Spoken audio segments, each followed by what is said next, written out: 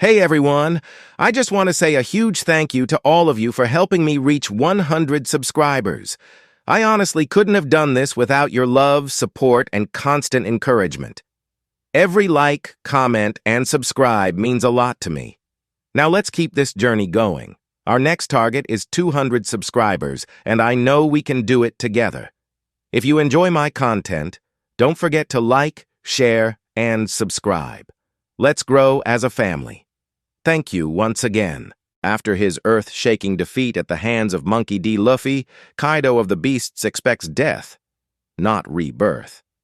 Awakening in an unfamiliar dungeon as a dragon Xenos, Kaido finds himself in a world where monsters think, feel, and fear extinction. Stripped of his empire but not his will, the former Yonko does what he has always done best: survive, grow stronger, and lead. As gods, adventurers, and monsters collide, Kaido begins building a new kind of crew, challenging the balance of Orario while learning what it truly means to protect those under his banner. In a world of gods and heroes, a fallen emperor rises once more, this time as the king of monsters. Disclaimer. This story do not belong to me. The author is it Wrong for a Yonko to Reincarnate as a Xenos in the Dungeon? By Hakamaster 38. Respect to author. Chapter 1. Rise of the Xenos Pirates. Contentment, happiness, cathartic joy. These were the feelings running through his barely conscious mind as he plummeted towards the magma chamber under the previous location of his personal island of Onigashima. The king of the beasts, the strongest creature among all living things and one of the four emperors of the sea, Kaido had been defeated. The now former ruler of the land of Wano had met his match in a duel against an upstart rookie named Monkey D. Luffy, a headstrong pirate captain who screamed to the world that he would become king of the pirates. At first Kaido didn't take him seriously even after he crippled the emperor's smile trade. In their first encounter, the young pirate was only able to sober the emperor up a bit without doing any real damage to him before being defeated by Kaido with a single strike of his kanabo, Hasaikai. Having proven that the so-called supernova was not even a threat to him, he had him imprisoned in the Udon prison. This turned out to be a mistake however, as it turned out the Straw Hat Captain found an instructor in the arts of advanced armament hockey in the prison. It wasn't long before he and the rest of the prisoners escaped from Udon because of the unintentional actions of another of the four emperors, Charlotte Linlin. After one of Kaido's right-hand men, Queen was able to apprehend the enemy emperor by sheer dumb luck. She was brought to Kaido's base on the island of Onigashima bound in chains. After seeing her in this state, he ordered his subordinates uncuff her before the two proceeded to engage in a battle that lasted for 3 days. After their battle, the two emperors came to an agreement and forged an alliance between them with the purpose of taking over the world, starting with Kaido's new Onigashima project, which would be put into motion on the night of the Fire Festival. The plan was derailed when they were ambushed by the samurai, pirate, ninja, mink alliance on Onigashima. The battle was fierce on all fronts, but before the end of the night the crews of both emperors was wiped out by the opposing allied forces. After being separated from Linlin, Kaido engaged in battle with Luffy once more while two other supernovas Eustace Kid and Trafalgar Law went after Linlin to keep her away from the battle with Kaido. The battle was brutal and after knocking Luffy unconscious and off the skull dome of Onigashima, he was confronted by his own daughter Yamato. The two proceeded to engage in a battle with one another, though both of them knew that Yamato was no match for him and was only trying to buy time until Luffy returned. After taking a serious blow from her father, Yamato was saved by Luffy, who was riding on a giant pink dragon named Kazuki Momonosuke, the son of the former shogun of Wano, Kazuki Oden.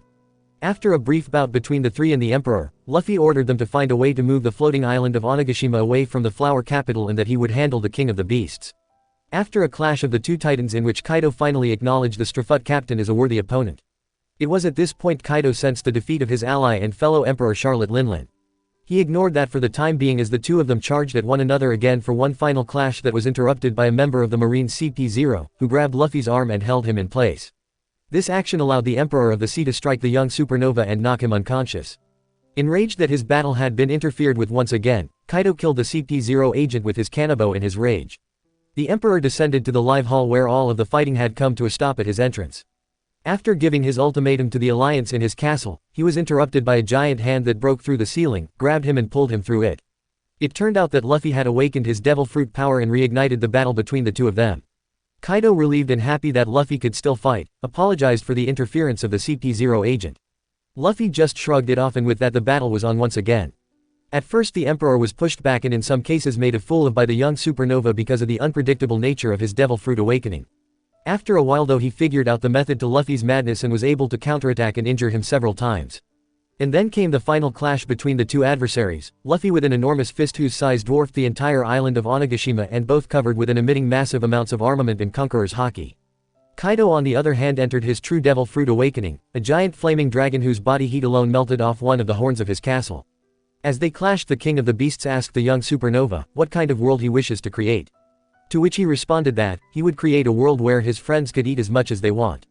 How foolish. That was the last conscious thought Kaido had as Luffy's conqueror's haki snuffed out his flames and his fist hit the emperor directly, knocking him unconscious, breaking his left horn and sending him into the magma chamber under Wano that erupted immediately afterwards. The last thing that went through the now former emperor's mind was, I guess you were Joy Boy, after all, and then everything went black.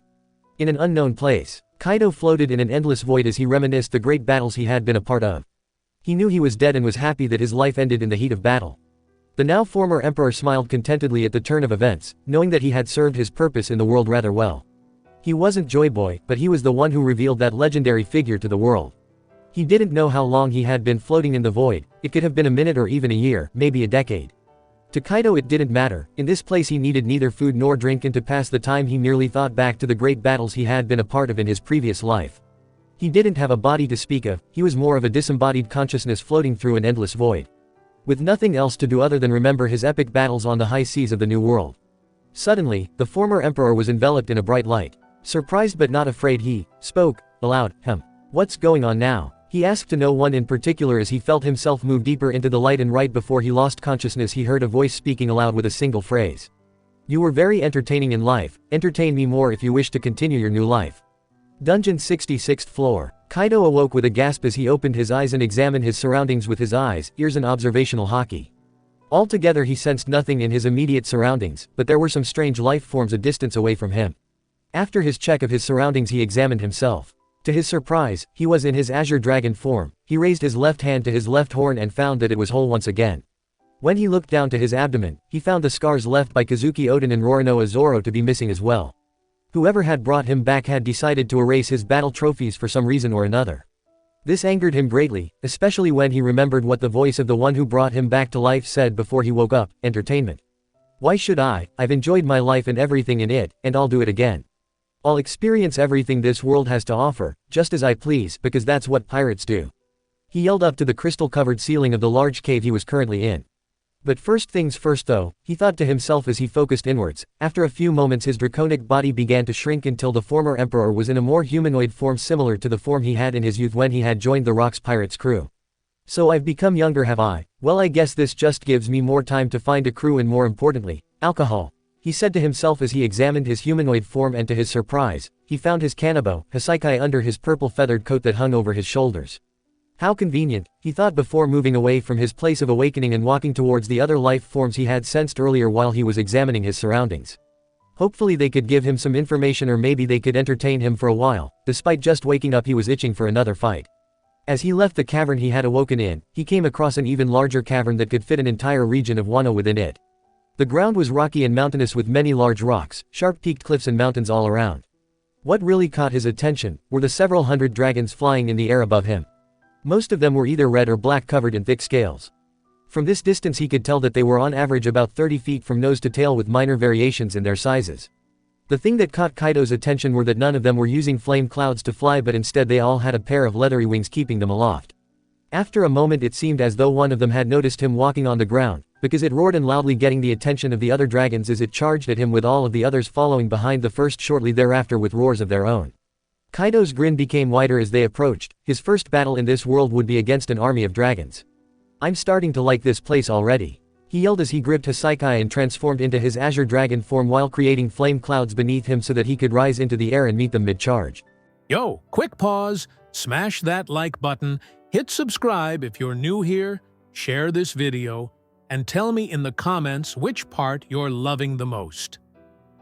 Which he did, as he clashed with the first one to spot him with his trademarked Thunder Bagua. The first dragon immediately burst into white ash upon being hit by Kaido's kanabo. This momentarily blinded him from seeing the others as they attempted to swarm him with their superior numbers, believing that they had the advantage over the new dragon in their territory. They soon discovered that this was a bad idea as the Azure Dragon rotated its body like a serpent and unleashed a violent twister that sent the dragons too close to it, twirling in an uncontrolled flight as it continued to kill them one by one with its spiked club, laughing all the while as it crushed them with its weapon. After a while the dragon swarm decided to stop attempting close quarters attacks against him, instead they tried fire. Which was as effective as you'd expect against a dragon, that being not at all.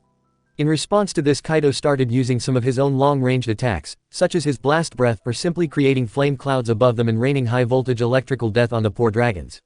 The former Emperor of the Sea was having a lot of fun with these dragons, though they were weak individually. He found that despite their inability to speak, they had some level of intelligence because their battle strategies kept changing in an attempt to catch him off guard and land a decisive strike on him. Kaido had allowed several of them to scratch and bite at his scales a few times to see if they could harm him, but to his disappointment they were unable to so much as scratch his scales. After about an hour and several hundred dead dragons, he decided that he'd had enough of this game and unleashed a powerful burst of Conqueror's Haki. Suddenly, all the dragons flying through the air stopped midair and started plummeting to the ground at an increasingly rapid pace. The Emperor became very disappointed that not one of them could resist his willpower. They were dragons after all. Upon hitting the ground most of them burst into white ash, leaving behind a large bluish-purple crystal in its place. After all the dragons were nothing but ash, Kaido returned to his horned human form and landed on the ground. After dusting himself off he began examining the remains of the dragons. There were a few fangs but mostly just the glowing crystals laying on the ground. The former Emperor picked up several of each. The fangs as a trophy of battle and the crystals to be examined afterwards. After storing the dragon's teeth in a pouch on his pants he began using observational Haki to examine them. These strange crystals were the source of the strange energy he had felt earlier while battling the dragons. Was this the source of their power? As the former Emperor examined the bizarre energy with his Haki, he felt an unconscious pull from the crystal he held in his hand. Before he even understood what he was doing, the crystal was in his mouth and a moment later it was swallowed. Just as Kaido realized what he had done, new power began flowing through him as well as some basic knowledge of his surroundings. Ha ha ha, a dungeon full of monsters, huh? Sounds like fun, let's see what we can find here. He laughed excitedly as he began picking up more of the crystals and consuming them, while gaining a liking to the feeling of the new energy flowing through him. After about an hour he began to leave the area and after some time he found a natural ascending staircase that seemed to be beckoning him upwards. Let the new age of piracy begin. He yelled as he dove up the stairs to the higher floor above him in an excited frenzy. Several days later on the 23rd floor. Kaido had been climbing the stairs of the various floors for several days now. His excitement hadn't dwindled in the slightest because of the swarms of various monsters he encountered along the way and especially the floor bosses that he found on certain floors. The former Emperor found it quite entertaining to fight them, despite their own inability to harm him in any meaningful way. He had found something rather interesting on floor 51. A peculiar-looking fruit with a bright yellow color that almost seemed to be glowing. The fruit had strange swirl patterns on the outside. After a lifetime on the seas of the New World, it was impossible for him not to recognize this fruit. It was a devil fruit, which one he didn't know, but he was going to keep it for one of his future crew members. After passing several floors that had a lot of water and aquatic-type monsters he finally came across something that truly caught his attention. Humans. A group of them were chasing after what appeared to be a feathered woman with wings and bird's feet, and it would appear that they had cornered her near one of the dungeon's walls. Kaido observed from a distance as these were the first humans he had seen since he awoke in the dungeon. He wanted to see if they were worth anything. His observational Haki indicated that the group was weak, but he wanted to know if they were worth his time. To the surprise of both the former Emperor and the humans, the first to speak was the winged monster woman. Please stand down, adventurers from the surface. I really don't want to have to kill all of you. She spoke in a calm and melodious tone of voice. She obviously wasn't threatened by them despite being completely outnumbered. The humans seemed to be shocked into silence, while Kaido's interest in her grew. So she's like me, is she? He thought to himself as one of the humans stepped forward with his blade drawn. A talking monster, now that's something you don't see every day. It makes no difference though, monsters are monsters and must be killed. He yelled as the others drew their weapons and charged the monster as well. Is that how the humans of this world view us? This could become something interesting later down the line. Kaido thought as he sneered at the humans. I want her to be a part of my crew. He added on to the end, but he needed to see how well she could fight before he allowed her to join his crew. The monster in question didn't seem to be afraid, but rather she seemed resigned and sad that they decided to attack instead of speaking to her calmly. Kaido watched as she easily dispatched the melee combatants with kicks aimed at the weakest parts of their armor before killing them with quick decisive strikes to their heads. Though the melee combatants were beyond worthless in Kaido's opinion, his attention was drawn to the two adventurers who didn't seem to wield swords but rather wooden staves with a small crystal that was similar to the ones he had been consuming over the past few days. His Haki sensed the movement of the energy in a way he'd never felt it move before, even in his own body. The pair seemed to be reciting a poem of some kind, before ending with what appeared to be the name of an attack. Suddenly one of them blasted a ball of fire from his staff, towards the winged monster while the other fired what seemed to be an energy beam towards her. The two attacks combined to form a flaming energy beam that bore down on the monster. In response, the monster merely raised herself into the air with her wings and avoided the attacks of the two mages before screeching loudly, popping both of their ears and forcing them to cover their ears. Then before either of them could react, she blitzed them with incredible speed. They were dead before their bodies hit the ground. The monster quickly shook her wings to rid them of the blood that had stained her feathers. The monster sighed sadly before she heard footsteps approaching her. Immediately she raised her guard but was surprised when a voice spoke up from between the trees. "Well, this is a welcome surprise. I was starting to think I was the only one." A masculine voice spoke as a figure became visible as he stepped out of the trees. He seemed to be an abnormally tall man of at least 8 feet tall. At least she thought he was a man until she noticed the scales on the left side of his exposed chest and over his left arm and the pair of horns on his head. She saw the purple feathered coat hanging over his shoulders, upholding his gray-green pants as a thick off-white belt of laid rope and a pair of simple black boots on his feet. His hair was black and unruly, but mostly swept down to his mid-back. While on his face was a Fu Manchu mustache that reached to his chest. After examining him for a while, she finally spoke. "Are you like me, an intelligent monster?" she asked hopefully. To which Kaido snorted in response, "Being called a monster in a way that sounds kind instead of derogatory, I think we'll get along just fine." "Tell me, woman, what is your name?" he asked with a grin. She saw his calm demeanor and non-aggressive body language towards her, so decided to extend an olive branch. "It's nice to meet you, my name is Rei. May I know your name as well?" She introduced herself before enquiring about her new acquaintance's name. He nodded calmly before responding. "I am Kaido, the one who will change the world," he said confidently. "What do you say, Rei? Why don't we flip this world on its head?" Kaido said with a wide smile as he extended his hand towards her. She looked at his hand for a moment before reaching out her wing and accepting his hand with a smile. "Sure, let's get along, shall we? And what should we call our group, by the way?" she asked curiously as they began to walk with Kaido leading the way. At first Kaido wanted to restart his old crew, the Beast Pirates, but unfortunately they were gone and using that name would be an insult to his memories of them. For this reason he turned to Rei and asked, "What best describes what we are in one word?" His question caught her off guard, but she quickly recovered with her response. "Well, we're both monsters, but we are unique, strange or different from all the others." Another word for strange. "Ah, I've got it. Xenos. We will be known as the Xenos," she said with a satisfied smile as she looked to her new friend, Kaido, to see his reaction to her suggestion. He seemed to hum for a bit before nodding. "I approve, but only if we add the other thing we have in common with one each other. Freedom. And the word that defines freedom, to me at least, is piracy. So from this day forward, we shall be known as the Xenos Pirates," he said strongly with a wide grin on his face. Rei didn't seem to know what a pirate was but smiled nonetheless. This would be the beginning of a strange new adventure. Several days later. Over the past few days the unlikely duo had spoken quite a bit with one another and had learned that the both of them had been reborn after death within the dungeon. The two were currently sitting in one of the few safe zones they had found on the 21st floor in front of a fire they had made to illuminate the room, while eating some fruit they had found in the trees on one of the deeper floors. Though Rei could not remember much of her previous life, Kaido did and made a point of telling her about his exploits on the high seas. The yellow-feathered siren was enraptured by the former emperor's tales of battle on the high seas, so much so that she began memorizing them and hoping that they could one day have an adventure like the ones in his past. "It's amazing that your crew got such a reputation despite the odds being stacked against you," she said after hearing the story of the island known as God Valley. "And then 3 of the crew became the rulers of the New World after King Roger died," the siren continued with awe in her voice. "I wish I could be as strong as you though, maybe then it would be easier for us to find others like us," Rei said, trailing off sadly at the end. The reason for her tone was because of 2 instances where she would have been overwhelmed and probably killed by a horde of monsters had it not been for Kaido's help. Yo, quick pause, smash that like button, hit subscribe if you're new here, share this video, and tell me in the comments which part you're loving the most. Hearing her words, the former emperor spoke up, "None of that you hear.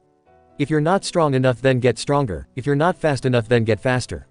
If you don't overcome your limitations, then your dreams will remain dreams for all eternity," he said as he ate another dungeon fruit. "But how do I become stronger? I don't know how to use a weapon like you do. I can't knock monsters out with a look like you can. HMF, I can't even take on overwhelming numbers like you can without help, so please tell me, what can I do?" Rei asked despondently, after she poured all of her insecurities out on her new friend, before realizing what she had done. She was about to apologize for souring the mood, but Kaido raised his hand in her direction to stall her as he thought over her words. In the past he would have shunned such blatant weakness coming from a member of his own crew, but now he had more clarity on the different ways things could be done. Back in the New World he had believed that strength was all that mattered in the ruling of a pirate crew. This was proven to be a flawed view, however, when one of the main reasons the beast pirates had fallen to the ninja, samurai, pirate, mink alliance was because of infighting between his crew members. He had always looked down on Newgate and his way of treating his crew like family instead of tools to achieve his goals. Even in his final clash with Monkey D. Luffy, the Strafut captain had desired a world where his crew could eat as much as they wanted. He wasn't fighting for himself, he was fighting for his crew and their allies. Some doubts began to rise within Kaido's heart. Could that method have been the right one after all? He thought to himself. I kept being defeated because I thought I could do it all alone. Even after I got my crew and became an emperor of the sea, I still believed in the importance of the strength of an individual over their necessity to the crew. Perhaps it's time for a different method, he thought as he looked back to Ray, who had been waiting patiently for him to speak. My answer to your question remains the same. Get stronger, he said seriously as the siren sighed resigned but perked up at his next words. But that doesn't mean you need to do it alone. If you're not strong enough to achieve your dreams, then I'll make you strong enough to reach them. The former emperor exclaimed as he smiled at the young Xenos. Do you mean you'll help me get stronger? She asked as she smiled excitedly. Kaido nodded in response before reaching into one of the larger pouches on the inside of his feathered coat and removed a rather large yellow fruit, one that Ray had never seen before. Yes, I will help you become stronger, and as proof, I'll offer you this, he said as he handed her the fruit. The siren was confused by this but accepted it nonetheless. She didn't eat it though. That is a fruit from my original world. It's called a devil fruit and it gives a unique ability to anyone who eats it. I found that one growing on a tree on the deeper floors. Seeing her confusion, he explained what the fruit is before she could ask about it. I have to warn you though, all devil fruits taste terrible, but the power they give are worth the taste, trust me. Kaido said with a grin, but Ray didn't seem to pay attention to that as she asked, wow, so this is a devil fruit. Amazing. Hey Kaido, have you eaten a devil fruit? The golden siren asked curiously. Yes I have, but this cave is too small for me to show you without destroying the whole place. Oh yeah, I forgot to tell you about the different types of devil fruits. The former emperor said, causing the siren Xenos to pout at not getting to see his power. Seeing her expression he couldn't help but laugh, causing her pout to deepen. But before that, there is something I can show you. He paused before creating a relatively large flame cloud and beckoned her closer. Ray looked at the strange dark fluffy mass with confusion. What's this? She asked, to which Kaido responded, it's a flame cloud, I use them to move through the air, he said as he jumped on top of it. Wow, that's amazing. I wonder if my devil fruit power could do something like that. Ray asked, rather impressed after Kaido allowed her to sit on the flame cloud so that the two of them were on eye level with each other. Sigh, well there's only one way to find out, Ray. Just take a bite and swallow, he said watching as she took a bite of the golden fruit. The siren cringed and seemed to be resisting the urge to gag at the horrible taste in her mouth. With Herculean effort she swallowed the bite of the yellow fruit, as if on cue the rest of the fruit seemed to become inert and lifeless. Ray shuddered at the aftertaste of the devil fruit in her throat. It's done. I ate it, now what? She asked tiredly after her horrendous experience. Now you wait and see what power you've got. Simple as that, the former emperor said, getting an incredulous look from the siren. Wait and see, for how long do I wait? She asked angrily, to which Kaido just smiled in response. If you're that eager to find out, why don't we spar? You said you wanted to get stronger to see the surface one day, didn't you? He suggested. Ray seemed a bit nervous at first, but after mention of her dream was made she immediately jumped off the flame cloud before standing firm on the ground. If you believe that to be the best course of action, then I'll follow your lead. I'm in your care, she said as she bent her knees in preparation for a strike.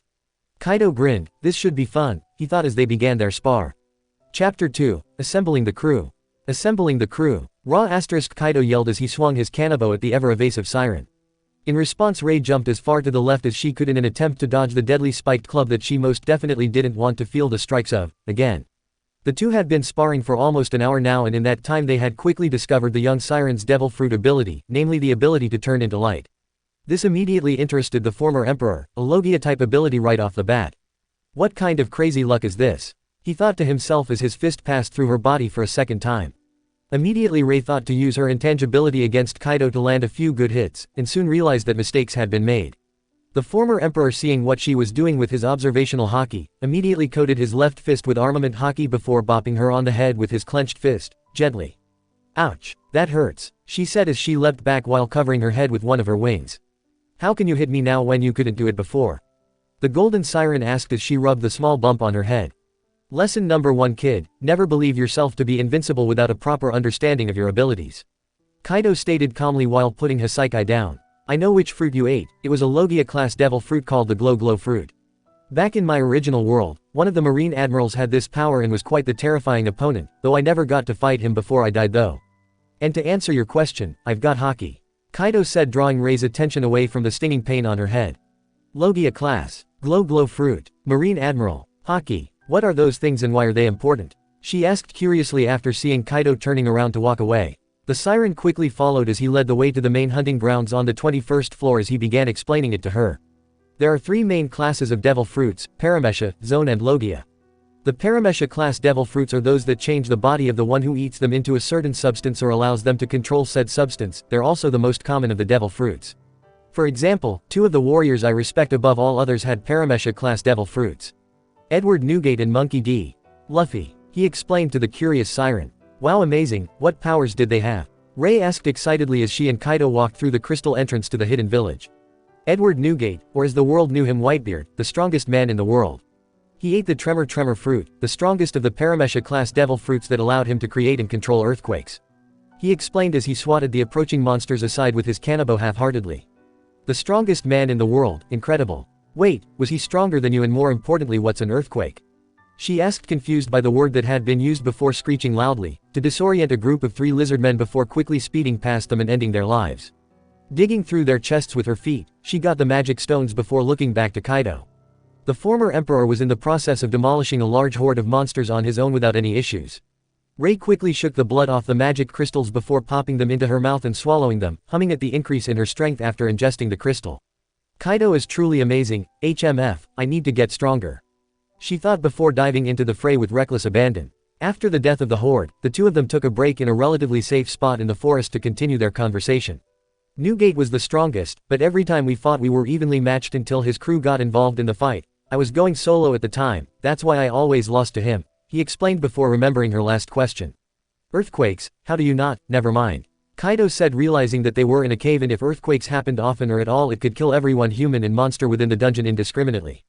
Ah, dungeon. I forgot. In any case, an earthquake is an event that causes the ground to tremble, shake and tear itself apart, he explained to the young Xenos. Rei thought about it for a while before a terrified look crossed her face at the thought of the dungeon coming down on her head. Moving on, Monkey D. Luffy had the Paramesha class fruit named the Gum fruit, he began before a proud look crossed his face. It turned his body into rubber, making him immune to blunt force attacks, at least the ones not enhanced with Haki. Although I'm pretty sure it was a special Paramesha class devil fruit, because of all the nonsense he could pull out of his hat in our fight, he said with mild confusion in his tone. Oh yeah, he was also the one who killed me before I ended up here. He added humorously at the end, shocking Rei even more than before. The next class of devil fruits are my personal favorites, the Zone class. They allow the eater to take the form of any animal, or in my case a mythical dragon. I ate the mythical zone known as the fish fruit, model Azure Dragon. They're also the second most abundant of all the devil fruits because of how many animals there were. He continued his explanation to the awe of the young siren, who was happy to learn more about her friend. The last class are the most rare, well, not as rare as the mythical zone subclass, but you get it. Your glow fruit is a part of this class, he said, but was interrupted when Rei asked, Logia class, right? She asked, remembering what he had said earlier. Kaido nodded in response before continuing. Yes, now the Logia class devil fruits grant their eaters the ability to turn into a certain element like fire, or in your case light. Normally this would make you untouchable, if it weren't for the existence of Haki, he explained to the young siren, whose intrigued eyes shone with curiosity before a thought caused her to pause before voicing what had crossed her mind. Hey Kaido, why didn't you eat the glow fruit? I mean, you could have become much stronger if what you've told me is anything to go by, and also who were the Marine Admirals? She asked curiously, with him humming for a moment before answering her question. No one can eat more than one devil fruit, the 2 fruit powers will fight for dominance, eventually tearing their body apart, killing the one who ate them. The siren stared at him in horror before calming down at his next words. The 2 of us can no longer eat a devil fruit, but that doesn't mean we can't save them for the others that will soon join our crew, he said, causing her to smile at his words. She knew that he was serious about finding more like them. As for the admirals, they were the strongest fighters from an organization called the World Government. It was their job to kill pirates like us, but despite their best attempts they could never kill me, he said with pride. Unconsciously he began to compare the adventurers of this world to the Marines of the Grand Line. I guess you could call them the monsters of my old world, he explained simply. Suddenly a thought crossed his mind. Speaking of our future crew, a pirate crew is not complete without a Jolly Roger. Let's design one that defines us as the Xenos and rulers of the dungeon, the former emperor said. Rei looked at him confused by the strange word, Jolly Roger. What's that? She asked curiously as the 2 of them decided to begin moving to a different floor where more dungeon fruit grew. Kaido was hoping to find more devil fruits to hoard, while Rei just wanted to know more about them. Kaido smiled before answering her question. A Jolly Roger is the symbol of a pirate crew. It embodies the purpose and direction of the crew, he said with pride. It also tells others not to mess with them or avoid them in their territory straight out, he explained with pride. Rei smiled at his expression before something popped into her mind, something Kaido had said before. Sorry for all the questions, but what's haki? She asked, remembering that he said it was the thing that nullified her own Logia class intangibility. Kaido grinned before responding, why do you think we're heading to the lower floors? I'm going to teach you and make you stronger than any other monster this dungeon has ever produced, he said confidently as the two arrived at the stairs to the 22nd floor. Shall we go? He asked, grinning as they looked down the stairs. She nodded, determination flooding her body. Yes, let's go. About 6 months later, Rei was currently flying circles over the Colosseum on the 37th floor. She was waiting for the floor boss to be spawned. Over the past few days the Golden Siren had reached the 60th floor on her own and had been making her way up the dungeon, killing any monsters or in this case floor bosses she encountered. She had already killed several thousand monsters outside the Colosseum over the past 4-day journey and hundreds within before proceeding to eat their magic stones to empower herself further. As she waited for Monster Rex Udias to spawn, she thought back over the last 6 months. It was most definitely a wild journey. #flashback#. After taking her to the deeper floors, the former emperor gave Rei a crash course on the principles of haki. She struggled at first but luckily had her devil fruit to fall back on in case she was cornered by the monsters. #flashback within a flashback. The two Xenos were currently on the 25th floor, a place that Kaido had decided was the perfect place to train her in the ways of haki. He had chosen a floor within the Water Kingdom to teach her both about haki and also the weakness of all devil fruits, which she was woefully unaware of. Kaido was currently in his Azure Dragon form, the sight of which brought awe to his companion when she laid her eyes on it. She was about to comment on the beauty of his devil fruit power when he beat her to it and spoke up first. Now then, listen up. Haki is a latent power that is possessed by all living things. He began gaining her full attention. Similar to the devil fruits that have 3 main classes, haki has 3 main colors or flavors. The naming depends on your preference. Regardless, the 3 colors of haki are defined by their main characteristics, namely, presence, ambition and intimidation, he explained as he turned away from the siren to look at the edge of the waterfall in the distance. Seeing his gaze, she turned in that direction as well. At first she didn't see anything until the sound of something sharp cutting through wind reached her ears. A moment later she saw what was making that sound. It was a flock of Iguazu speeding over the water in their direction. Before she could get into a combat stance, however, Kaido began to speak again. The first color of haki is known as the color of observation, or observational haki. It allows one to feel the presence of others more strongly and predict their movements and actions before they even make them. Masters of this color of haki can even peer into the future, he explained as the Iguazu tried to overwhelm the Azure Dragon with their speed and numbers. Much to the siren's surprise, despite the dragon's large size in comparison to his adversaries, he was easily outmaneuvering the much smaller enemies with no trouble at all. Rei was even more shocked when he began explaining to her the next color of haki, while evading the incredibly fast-flying monsters without any issues. Next is armament haki, or as I prefer to call it, the armor of ambition. It's the same as wearing your own willpower or ambition like an armor to protect you or increase the amount of damage your attacks cause. It also allows you damage the substantial body of others, allowing you to hit them even if they possess an intangible body like the Logia class devil fruits for example, the Azure Dragon explained calmly. Right after his explanation, one of the dragon's fists was covered in a dark black shiny coating before he swung it in the general direction of the Iguazus, causing a massive shockwave to send most of them into the water below while a few managed to maintain a shaky flight. Even Rei was struggling to stay aloft above the waters because of the winds resulting from Kaido's punch.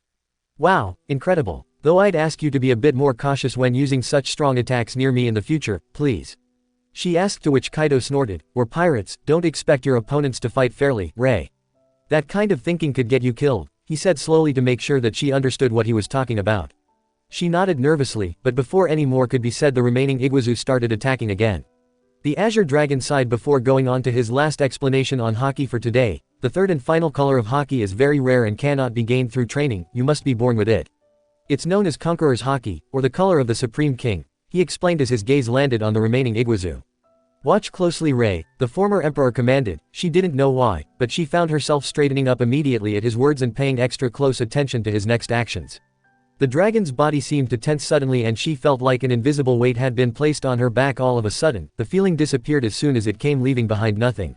Having lost focus, she quickly looked back to the Iguazus, and was shocked to see them falling into the water completely unconscious.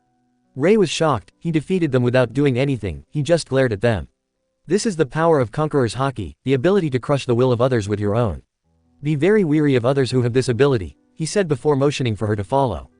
Hashtag previous regular flashback hash.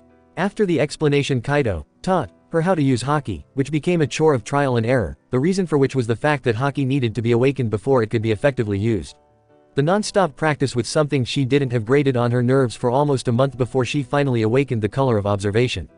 In this time of trial and error, Kaido had shown her several of the safe zones that he had found on his way down. She was very grateful for these places of much-needed rest before going back to the daily grind. The two of them had found 7 more devil fruits on their journey through the lower floors in this period of time. Cautiously they decided to keep them hidden in their hidden villages.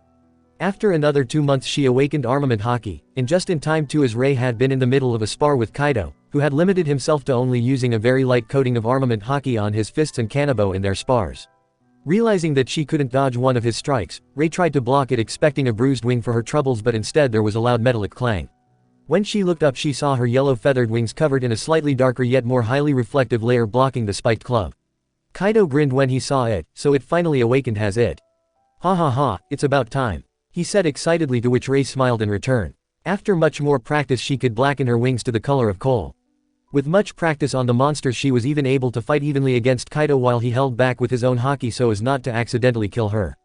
In the middle of the 3rd month they finally found another Xenos, a lizardman named Light, who was quite happy to meet others like himself. Light and Ray became fast friends because of their mutual friendly and open-hearted natures as well as the mutual desire to see the surface. Kaido welcomed the lizardman into the group easily enough after he showed off his combat prowess with the 2 swords he had taken from an adventurer who he had defeated. Together the 3 of them went through the dungeon, killing monsters, eating dungeon fruits and magic crystals, and collecting devil fruits to be stored in the various hidden villages as they'd come to call them. Soon they found a gargoyle Xenos by the name of Gross, who seemed to be happy to have found others despite his no-nonsense attitude. Ray and Kaido decided it would be imperative that all that would join their group would be trained in the use of haki as well as be allowed to eat any devil fruit that called to them. With the future strength of the crew in mind, any new additions would acquire these tools. After much discussion they finally agreed on the shape of their group's Jolly Roger. It consisted of a grinning skull with a pair of curved horns on its forehead reminiscent of Kaido's horns, with 2 swords in an X shape. One sword is a scimitar and the other a longsword. While to the left and right of the skull are 2 pairs of wings, one pair of feathered wings and the other was a pair of bat-like wings. They made sure to carve these into a rock a distance away from each of their hidden villages. When Ray asked why they needed to do this, Kaido simply responded that it would be important later when they became infamous. Not many weeks after that, the 4 pirates came across a green dragon breathing fire on a group of monsters that were attacking it. Realizing that it was one of them, Ray, Light and Gross jumped into the fray, fighting and killing the monsters that were attacking the dragon. Kaido remained silent as he watched the teamwork with which the 3 Xenos he had taken under his wing with a smile. Hey, they've really gotten stronger since we've formed this crew. Is this the feeling you felt when looking at your crew Newgate?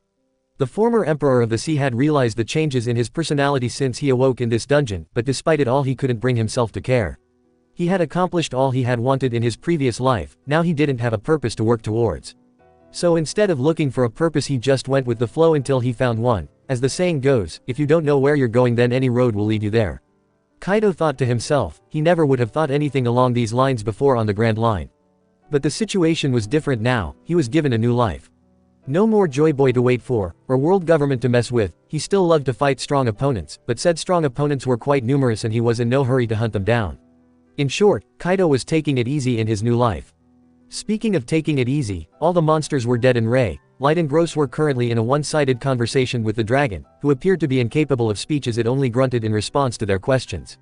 Kaido quickly activated his observational haki so that he could study the dragon further before stepping forward. So, his name is Ryuha? The former emperor asked as he came within earshot. The green dragon turned to him and nodded in his direction. Tell me, would you like to join our crew? We know of safe places to rest and have been looking for more like us to join our crew. He asked, knowing the answer before the dragon responded with a nod. Kaido grinned in response before welcoming Ryu to the Xenos pirates. Later that night they had a small party to welcome him to the group, even though they only had many dungeon fruits and Ray's beautiful singing voice as the music. She reminded Kaido of Queen in that regard, the only difference was that hers were much more calm and soothing to listen to. After many monster hunts within the dungeon, Kaido decided that in order to become stronger they needed to challenge one of the floor bosses. At first Ray was nervous, but after reassurances from Light and Gross she accepted it, but only because the 2 of them had eaten a devil fruit a week earlier and had been training excessively with them.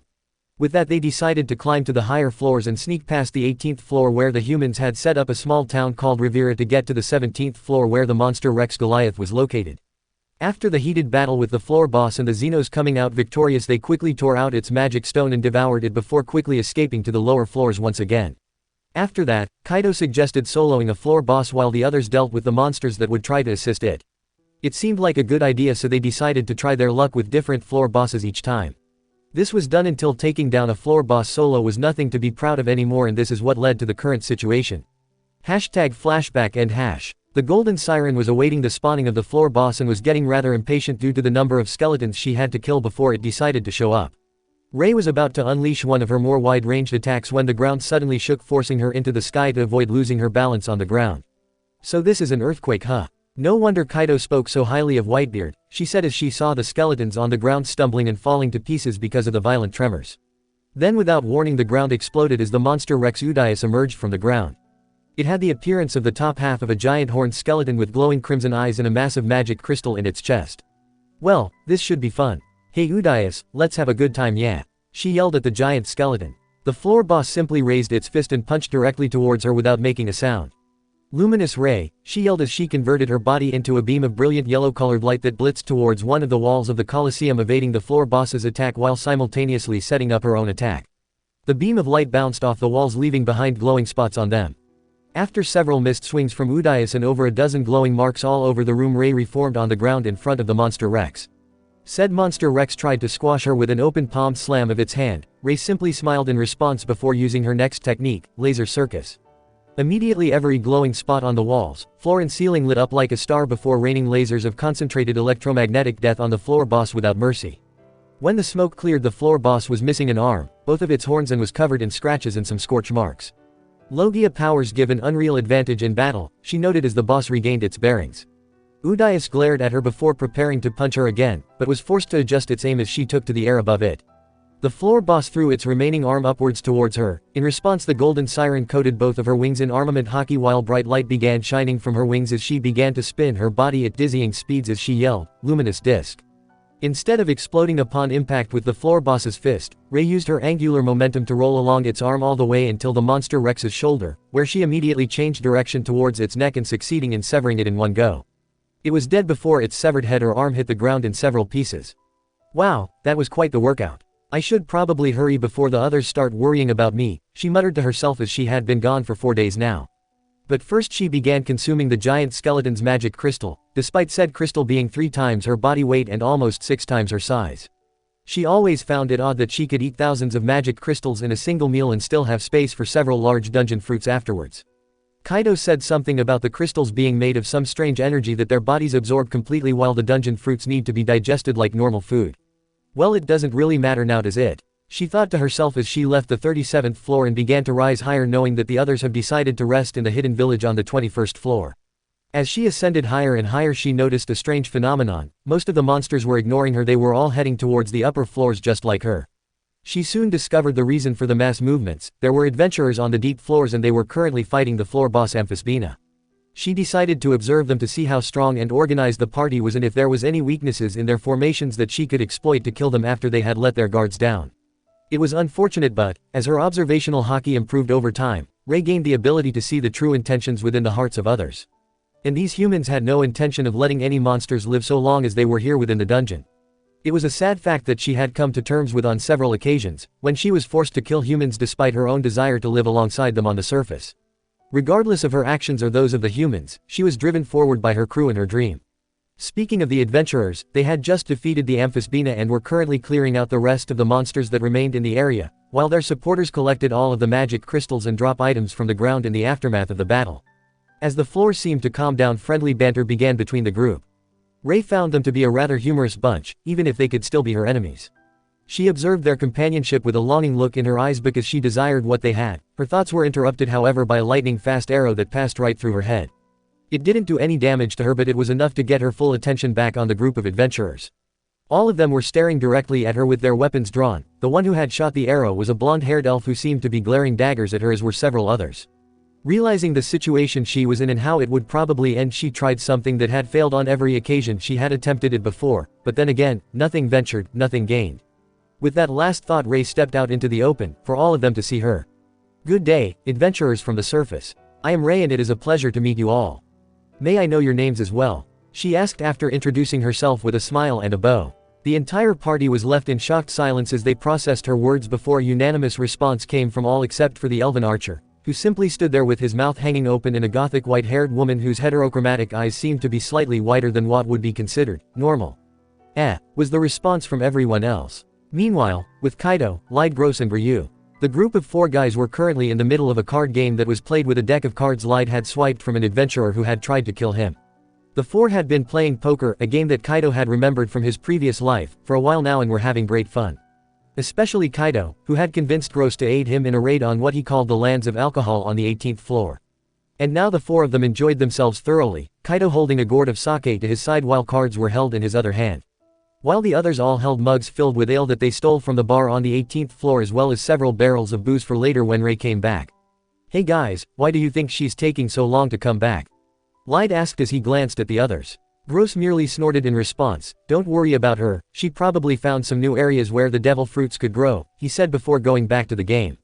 "I just hope she's not doing anything stupid right now," the lizard men thought tiredly, remembering all the times Ray caused a mess that they had to help her clean up. If only you knew, Lied, if only you knew. Chapter 3, Rise of the Drunken Azure Dragon. It was a bit late right now, but Ray had realized that in her pursuit of friendship with the surface dwellers, mistakes had been made. These thoughts and many more ran through her mind as she laid on her back, arms and legs spread eagle in a puddle of mud and alcohol on the ground, while crushed dungeon fruits covered her body from head to toe. The reason for her current situation was a complicated story involving the most stone-faced person she had ever met, unknown actions of her crew, and the fighting style of an unstoppable drunken dragon. The story will echo through the ages and leave the jaws of all who hear it permanently dropped, with their flabbers irrevocably gasted and their gobs thoroughly smacked. #flashback#. It had all started when Ray decided to introduce herself to a group of adventurers on the 27th floor, in the hopes of creating a bond of friendship between the Xenos pirates and one of the groups from the surface. Things seemed to be going well at the start, that is until their leader decided to intervene. After her initial greeting to the adventurer party and their shocked response, Ray stood and waited patiently for the surprise to pass while she held back her giggles at their comical expressions. A few minutes later, what seemed to be the leader of the party stepped forward and decided to speak to the siren, who was patiently waiting for a response from them. The apparent leader was a white-haired woman with heterochromia, with her right eye being green while her left was gray. She was dressed in a long dark Gothic-style dress that reached down to her feet. Around her neck was a necklace with a green gemstone embedded in it, while her hands were covered with a pair of semi-transparent gloves. She was followed by 3 other adventurers who walked closely behind her. "Tell me, why would you reveal yourself to us? You're a monster and we are adventurers. We are obligated to kill you, even more so because of the apparent intelligence you're displaying right now, so why reveal yourself to us?" She asked seriously with narrowed eyes at the monster, who remained smiling. "A friend of mine once told me, when our dreams are aimed high, we often come across battles that simply aren't worth fighting. So why fight when we can make friends instead and maybe even help one another? What do you say?" I'm sorry, I don't know your name." He. Ray giggled nervously when she saw the tick mark appear above the woman's otherwise emotionally blank face. "My name is Althea, I'm an executive of the Hera Familia and leader of this expedition," she said while glaring at the monster. "As for your request for friendship with us, it has been denied. We have no need for allies amongst monsters, be gone," she said calmly in response to the siren's request. Almost immediately the rest of the party were ready with their weapons in their hands, prepared for battle. Ray tried to defuse the situation but was drowned out by the sound of swords being unsheathed, before the party sprang into battle against the siren. Ray had an expression of understanding fill her features, before launching herself into the air and attempting to fly away from the advancing adventurers. She was able to evade most of the adventurers' attacks until Althea decided to attack directly. Despite not knowing if this woman could use haki, she didn't want to test whether or not she could. The reason for this was the woman's incredible speed. Ray just blinked and Althea was in front of her, with her fist an inch from the siren's face. "Luminous shift," she yelled before dispersing into motes of light that moved around Althea before reforming into her regular body again and continuing her attempted escape from the adventurers pursuing her. Surprised at first by the monster's ability to turn into light, Althea stumbled slightly before regaining her composure. "Do not let it escape," she ordered her familia members, who charged after Ray with resounding battle cries filled with determination. Not only was this monster intelligent, but it had strange abilities that its species was not known to posses. This monster could not be allowed to live. I guess it was too much to hope for. The golden siren sighed while evading arrows and magic spells as she made her way to the others on the upper floors. Hopefully they could hunker down and wait for this to blow over together. But first, she needed a distraction. "I'm sorry, Mother, but I need your help," she said quietly as she prepared one of her more destructive attacks, aiming it not at the pursuing adventurers but rather at the dungeon itself. Luminous rain, she yelled before a literal downpour of glowing yellow gems scattered across the floor and detonated all along the ground and walls, missing all of the adventurers before the entire dungeon suddenly shook. With Kaido and the guys. They had finished playing cards a few minutes ago and were currently drinking some alcohol while reminiscing about the past they've had, or at least what they could remember of their previous lives. Lyde was getting rather nervous. Ray should have been back more than a day ago and she still wasn't back yet. The friendly lizard man decided to voice his concerns with the others. Hey guys, it's getting a bit late, don't you think? Shouldn't we go out to find Ray? She said she'd be back in about 3 days and it's almost been 5. I'm starting to get a bit worried, he spoke up with some concern in his voice. Fuhihihi, why? She can take care of herself, I'm sure there's nothing to worry about, Lyde. Kaido laughed drunkenly. He was about to drink some more, when the dungeon suddenly began to shake violently. Ryu and Gross were immediately on guard as they got to their feet, alarmed by the tremors. Kaido just shook his fist angrily in a drunken manner. Damn it, Newgate, leave the poor monsters alone. He yelled to the air, as if his old rival crew captain was somewhere in the dungeon terrorizing the monsters. Lyde and Gross looked at him with a sweat drop before starting to move to the entrance of the hidden village. Ryu, keep an eye on the village for us, we'll be back soon.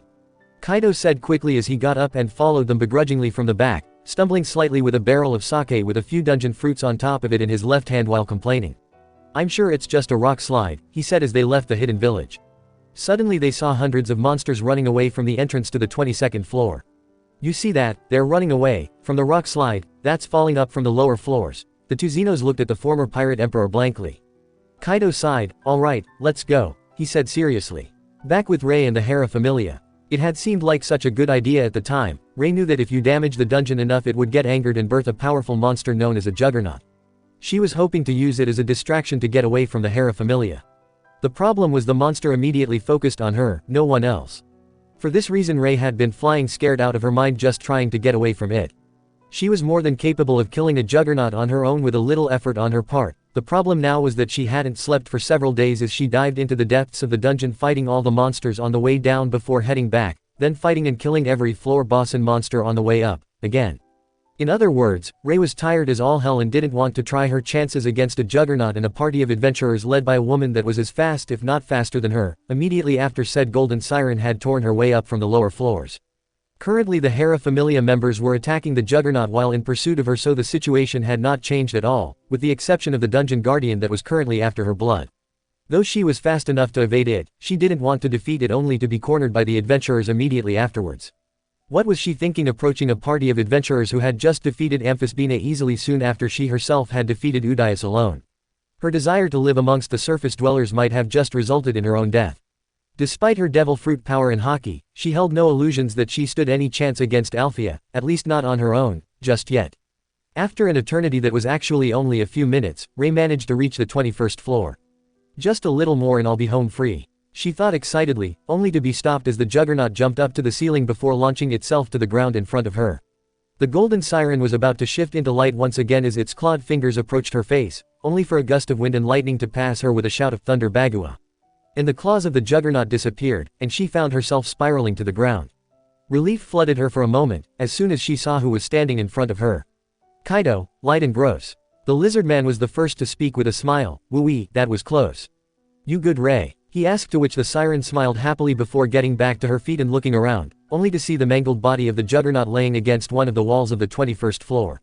A moment later the Hera Familia arrived to see the dead Juggernaut and the siren from before standing beside a dual sword-wielding lizard man, a gargoyle and what seemed to be a relatively tall shirtless man with upwards curving horns, a Fu Manchu mustache and orange dragon scales on the left side of his chest and along his arm, which was holding a large spiked club. The party immediately stopped at the signal of their leader. For a moment no one moved, they were just sizing up their opponents. The first to speak was Althea, so you must be the friends she spoke about before. A human, a lizard man and a gargoyle. Of course you had a human helping you to become smarter, no monster can learn to speak on their own, she said with a nod as she looked at the four of them. It all seemed to make sense to Althea now. These monsters were taught how to speak by this man with the club, but that didn't explain the strange ability the siren had demonstrated. She hummed to herself as she pondered whether one of the gods in Orario's pantheon had given them a blessing, as unlikely as that was. Before she could ponder further a voice broke the silence. Hey Ray, who's the old lady? Kaido asked looking at the woman who spoke down to them. And why'd the hag compare me to the humans? I'm not human, he asked drunkenly. Althea bristled at the man's words, but before she could introduce herself the golden siren spoke up. Her name is Althea, she's an executive of a group called the Hera Familia. I tried to converse peacefully with them, but they didn't want to have any of it and started chasing me with the intent to kill me, I think," she began before taking a breath so she could continue her retelling of events. Ray had been quite confused by the lack of killing intent from the adventures even while looking for it with her observational haki. "I tried creating a distraction for them by summoning a juggernaut, but it attacked me instead of them and forced me to flee higher into the dungeon. There were some close calls, but you know the rest," she ended her explanation to the others. The Xenos pirates seemed to be analyzing the group of adventurers with great scrutiny. Kaido nodded before turning back to the adventurers and one very angry-looking executive who had been ignored outright, and picking up his barrel of sake and taking a long swig of its contents. Despite his apparently inebriated state, the former emperor was still able to use his observational haki and didn't like what he was sensing from the white-haired woman. Likewise, Althea had been analyzing Kaido the most out of the group of monsters. She could tell almost immediately that despite its inebriated state it was the most powerful of the group and should not be underestimated. The executive immediately began strategizing how exactly they should deal with the group of monsters. The king of the Xenos looked down at them before laying down his ultimatum, "Terra Familia. I am Kaido, captain of the Xenos pirates and ruler of the dungeon. Submit yourselves to me and live, resist and death shall be your wages. Make your choice quickly, my patience wears thin," he yelled, looking down on them. Some adventurers wanted to laugh, but others took a step back at seeing their executive's expression. "So that's what they call their group, the Xenos pirates. Judging by the name Xenos, I can assume they are different from other monsters intelligence-wise at the very least, but pirates? What are those? I'm not familiar with that word. It doesn't matter, we've wasted enough time," she thought before her own suppressed emotions began showing clearly on her face. All expression on her features were overwhelmed by only one, murderous rage. There were veins bulging on her forehead as she clenched her fists at her sides. There were two things you didn't want to do in front of Althea, one was to call her old, and the other was to look down on her, and Kaido had done both of them. "Terra Familia," she spoke calmly. "Kill them all, painfully, but focus only on the monsters, leave that man to me," she ordered with venom in her tone, despite her still being cautious. The adventurers who had never seen her like this stepped back in fear. The Xenos pirates shared glances, and unspoken conversation passed between them before the three of them nodded to one another. Almost as if on cue, Kaido yelled drunkenly, "Ray, hold my sake," he said as he shoved a barrel of alcohol he'd been carrying with a few dungeon fruits on top into her waiting wings before hollering, "Let's get ready to rumble." And then all hell truly broke loose. Terra Familia's perspective. For one of Orario's strongest familias, an expedition to the lower floors was nothing new. Even the party that had dived alongside their executive Althea today had each been on at least a dozen expeditions in the dungeon before. So there should have been nothing too much for them to handle, at least that's what they thought until that siren had shown up. Logically, Althea knew that it would have been best to just send a small group of adventurers to deal with the siren so that the rest could continue with the expedition to the lower floors, but one phrase Ray had said had sent the alarm bells blaring in her head. She had said, "a friend of mine," meaning that someone had taught her and probably several others how to speak. A single intelligent monster was bad enough, but imagine a horde of monsters with intelligence comparable to that of a human's. The thought was a terrifying one. That's why she wanted to capture the golden siren alive, so that she could interrogate it for information on the one who taught it how to speak. Althea subtly signaled for her party to attack without lethal force so that she could knock the monster unconscious. That didn't happen because somehow it obtained the ability to turn into light at will. This made capturing it much harder than she initially thought. The sirens normally found in the dungeon were known for their sonic attacks and fast flight. This power over light was unheard of. Speaking of which, it had just summoned a juggernaut by raining light down on the dungeon. Thankfully none of the luminous raindrops, as she had called her attack, had hit any of her familia members, and she soon found out why. The entire dungeon suddenly began to tremble and shake as a monstrous clawed hand burst out of one of the cracks in the walls. Summoning a juggernaut, she's smarter than I thought, pondered the level 7 executive of the Hers Familia. She was about to take it down before it could attack one of the weaker members of her party, but it completely ignored them and went for the siren, who seemed as surprised as the rest of us before attempting to flee to the higher floors with the juggernaut hot on her tail. The party looked at her for directions in all of this madness. "Everyone, we need to kill them both quickly before they reach Riviera." Her words were calm and serious. The adventurers nodded in response before rushing after them. Surprisingly, none of the other monsters attacked them as they followed the juggernaut higher up through the dungeon. They instead fled the area, knowing that it would kill them too if they got too close. After rising several floors through the Water Kingdom, they finally reached a floor where they could stop for a while. Not to rest, but rather to gape in shock at the sight of the mangled remains of the juggernaut laying against one of the walls of the 21st floor. There were only 3 monsters and what they at first believed to be a beast man on the entire floor, and they stood calmly before the Hera Familia members without fear. The beast man then asked about the identity of the group while insulting Althea, who held her tongue so that she could gain more information. She didn't like what she saw, especially from the beast man. He was much stronger than the others and she wasn't sure if she could defeat him. She also felt something alien about him, like he didn't belong here. But pondering on subtleties would get them nowhere. She watched as the lizardman and gargoyle began moving into battle stances while the one known as Kaido leaned forwards then back in a drunken manner. Althea ordered her familia to attack the other three, while she dealt with the drunken beast man. Ordinary perspective. With an unexpected explosion of motion, Althea was in front of Kaido preparing to strike him with a short sword she had sheathed on her back. She thought if she struck first and took him down quickly before he could sober up, her familia would have an advantage over the Xenos. Her plan was derailed as Kaido suddenly transformed into a hybrid humanoid dragon form with Hassaikai raised above his head with both hands before bringing it down with force. Lightning hammered Ragnarok, the former emperor yelled with a drunken laugh. The impact of the strike shook the entire floor, sending a massive shockwave that caused more than one adventurer to trip or stumble before they even got close to their adversaries. The Xenos seemed shocked. Oi oi, I didn't know Kaido was that strong. Light yelled as the dust cloud began to clear. Kaido flew out of the top of the dust cloud while clearing the rest of it with a swing of his club. Fuhihihi, I'm impressed woman. My abilities are greatly increased while I'm drunk and yet you managed to somewhat avoid my attack, he said as Althea's form became visible to the rest. The adventurers' party was left in shocked silence after seeing one of their executives injured. So far as anyone knew, Althea had never been injured in the dungeon. Even when diving down to the deep floors she always returned without a single scratch or mark of dirt on her clothes. Now though, her gothic dress was disheveled with her left sleeve violently torn. Her left arm and leg was covered in scrapes and scratches while a line of blood ran down over her currently closed left eye and down her cheek. With a trembling hand Althea touched her face and realized that she was bleeding. This was bad, she had underestimated her opponent, and was now paying for it dearly. She realized that she couldn't keep this up even if she went all out, she'd just exacerbate her illness and she wasn't sure if she could defeat all of them on her own. Sigh, Hera Familia, go to the surface and inform them of what has happened here, I'll buy you as much time as I can. Her calm words shocked the other members of the party, the battle hadn't even begun. Not one of them, whether they be level 5 or even 6, were even able to launch a single attack at one of the Xenos before the hybrid dragon injured Lady Althea. Now she wanted them to return to the surface without even fighting. Absurd. That was an order, leave now or suffer my punishment later, she said with her ever calm tone, before straightening up and attacking Kaido and the rest of the Xenos. Satana's Varian, she cast her spell and immediately blocks of sound waves crashed into several areas on the floor around the Xenos, who seemed to have moved out of the way before she even cast her spell, while several hit Kaido who didn't even try to dodge. Seeing the chance she was giving them, the Hera Familia attempted to flee to the upper floors. Light was about to use his devil fruit power to catch up to them, but Kaido stopped him, engrossed by transforming into his full azure dragon form and beginning to spin his serpentine body into a coil. Immediately after, violent tornadoes appeared all around the floor.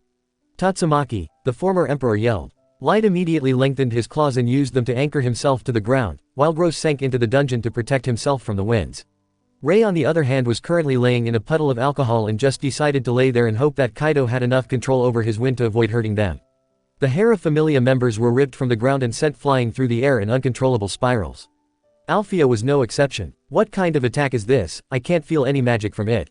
She thought as her body flew through the air. Unlike the others, she was able to regain her orientation midair to see what was happening. It was pure and utter chaos. This monster was more like a force of nature than anything she had ever seen in the dungeon. For the first time in her life, Althea knew fear. Almost as though it was some demented game of whack-a-mole, the dragon proceeded to fly to the individual members of her familia and smack them unconscious with its club. Kaido had actually forgotten what it felt like to be hurt over the last 6 months in this world. The executive's spell reminded him of the blonde supernova from the Kid Pirates who used sound to damage him instead of physical attacks back on the roof of Onigashima, though her attack was more blunt than he believed sound could be. Kaido decided that if they wanted as much information on the surface as they could get, then they needed to break their prisoners' will to resist them. For this reason he began attacking with his more destructive attacks to scare the executive member of this familia into submission by creating giant twisters and roaring lightning into the air to take down the adventurers flying through the air. Althea was shocked by his power. Absolute and unstoppable was the best way she could describe it. She realized it now, they never had any hope of victory against these monsters. She doubted even having the rest of her familia and the Zeus familia would change the outcome of this battle. With that in mind, she wasn't going to be defeated without a fight. The Hera Familia executive grabbed one of the lower-ranked adventurers who was flying by in an uncontrolled fashion and used him as a foothold to launch herself at the dragon with reckless abandon.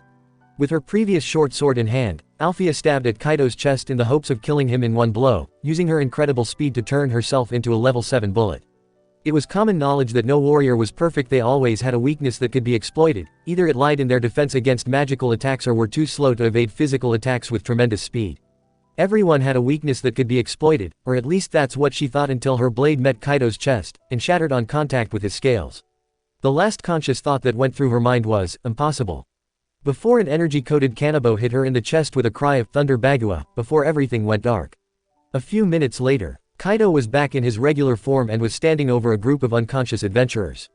It was a good fight all things considered, nothing compared to his battles on the Grand Line, but for this world it was not bad. These thoughts and many more ran through his mind as he gazed down at his defeated enemy. This woman, Althea, was the strongest adventurer he had seen in all his time in the dungeon. Gross and Light approached him with curious gazes. Should we kill them? I mean, they did try the same with us. He trailed off after seeing Kaido's gaze on the unconscious woman. After a moment the former emperor spoke. Leave the others, the monsters will deal with them. But she will be coming with us. We need information after all, and an executive should be quite knowledgeable about the goings-on, he said, gaining their understanding glances before Light tried to change the mood. Well, I guess everything turned out alright in the end, huh? Ray. The lizardman trailed off as he began looking around for Ray, who had been silent for a while now. Down here, Light, a voice from the ground a few meters away spoke up. I have come to the conclusion that mistakes had been made. The rest of the group looked at her. She was laying in a puddle of mud and alcohol while covered in fruit bits. What happened to you? Oh right, you were holding Kaido's sake right before that woman attacked us. Light said with a nervous laugh before reaching down to help her up. Thank you, Light. Also, I don't think we should just leave them to die. She might be less willing to give us the information if she knows that we just left them to die, don't you think? She said, having heard about Kaido's decision. Gross became a bit angry at this. Why should we care? They're humans. They'd kill us without a second thought, so why should we save them? He asked the siren angrily. Ray just smiled in response, because if we want any chance of living on the surface we need to learn to be more kind towards them, she said, making a good point that the gargoyle couldn't argue with. Fine, I'll take them to the 18th floor but nothing more, he said unhappily. Kaido nodded as he picked up the unconscious woman and threw her over his shoulder like a sack of potatoes before walking away. Gross, I'm coming with you. I need to get cleaned from all the sake, she said with a smile. Gross just grunted in response. Light followed behind Kaido, while Ray began gathering all of the adventurers in one place before Gross sank into the dungeon floor, which quickly absorbed all of them including Ray.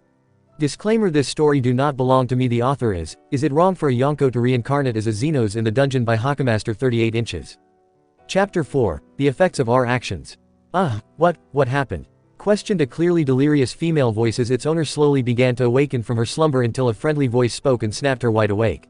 Hey you're finally awake, said the voice as it seemed to step closer to her. She tried to punch the person in front of her but found that her body couldn't move. Finally her eyes focused in the low light of the room and she found the creep who was watching her sleep, although he, in this case, was actually it. It was a lizard man, one she recognized as the one who stood beside the siren named Ray when her familia had arrived on the 21st floor. You are one of the Xenos pirates, she said tiredly. Why am I so tired? She thought to herself. She didn't expect an answer but received one anyway. Hi there, my name is Lyde. It's nice to meet you, Miss Althea, the Crimson Lizard Man began as he sat down in front of her with a small smile, while the adventurer's expression remained as calm and stoic as ever. As for why you're so tired, well, I guess you could call it a special ability that one of us has. He ended with a predatory smile, although he was a lizard man so any smile he made would seem predatory. Althea looked at her surroundings and found that she was completely encased within one of the dungeon walls and felt that her hands, feet and abdomen were bound by some kind of spiked rope. The lizard man just responded to one of her thoughts. Just great. You heard what I was thinking, sigh. I shouldn't have expected anything less. So, what do you want from me? Money, power, renown? No, your kind have no need for such things, so what do you want? The executive asked as she looked at the monster with an exhausted glare.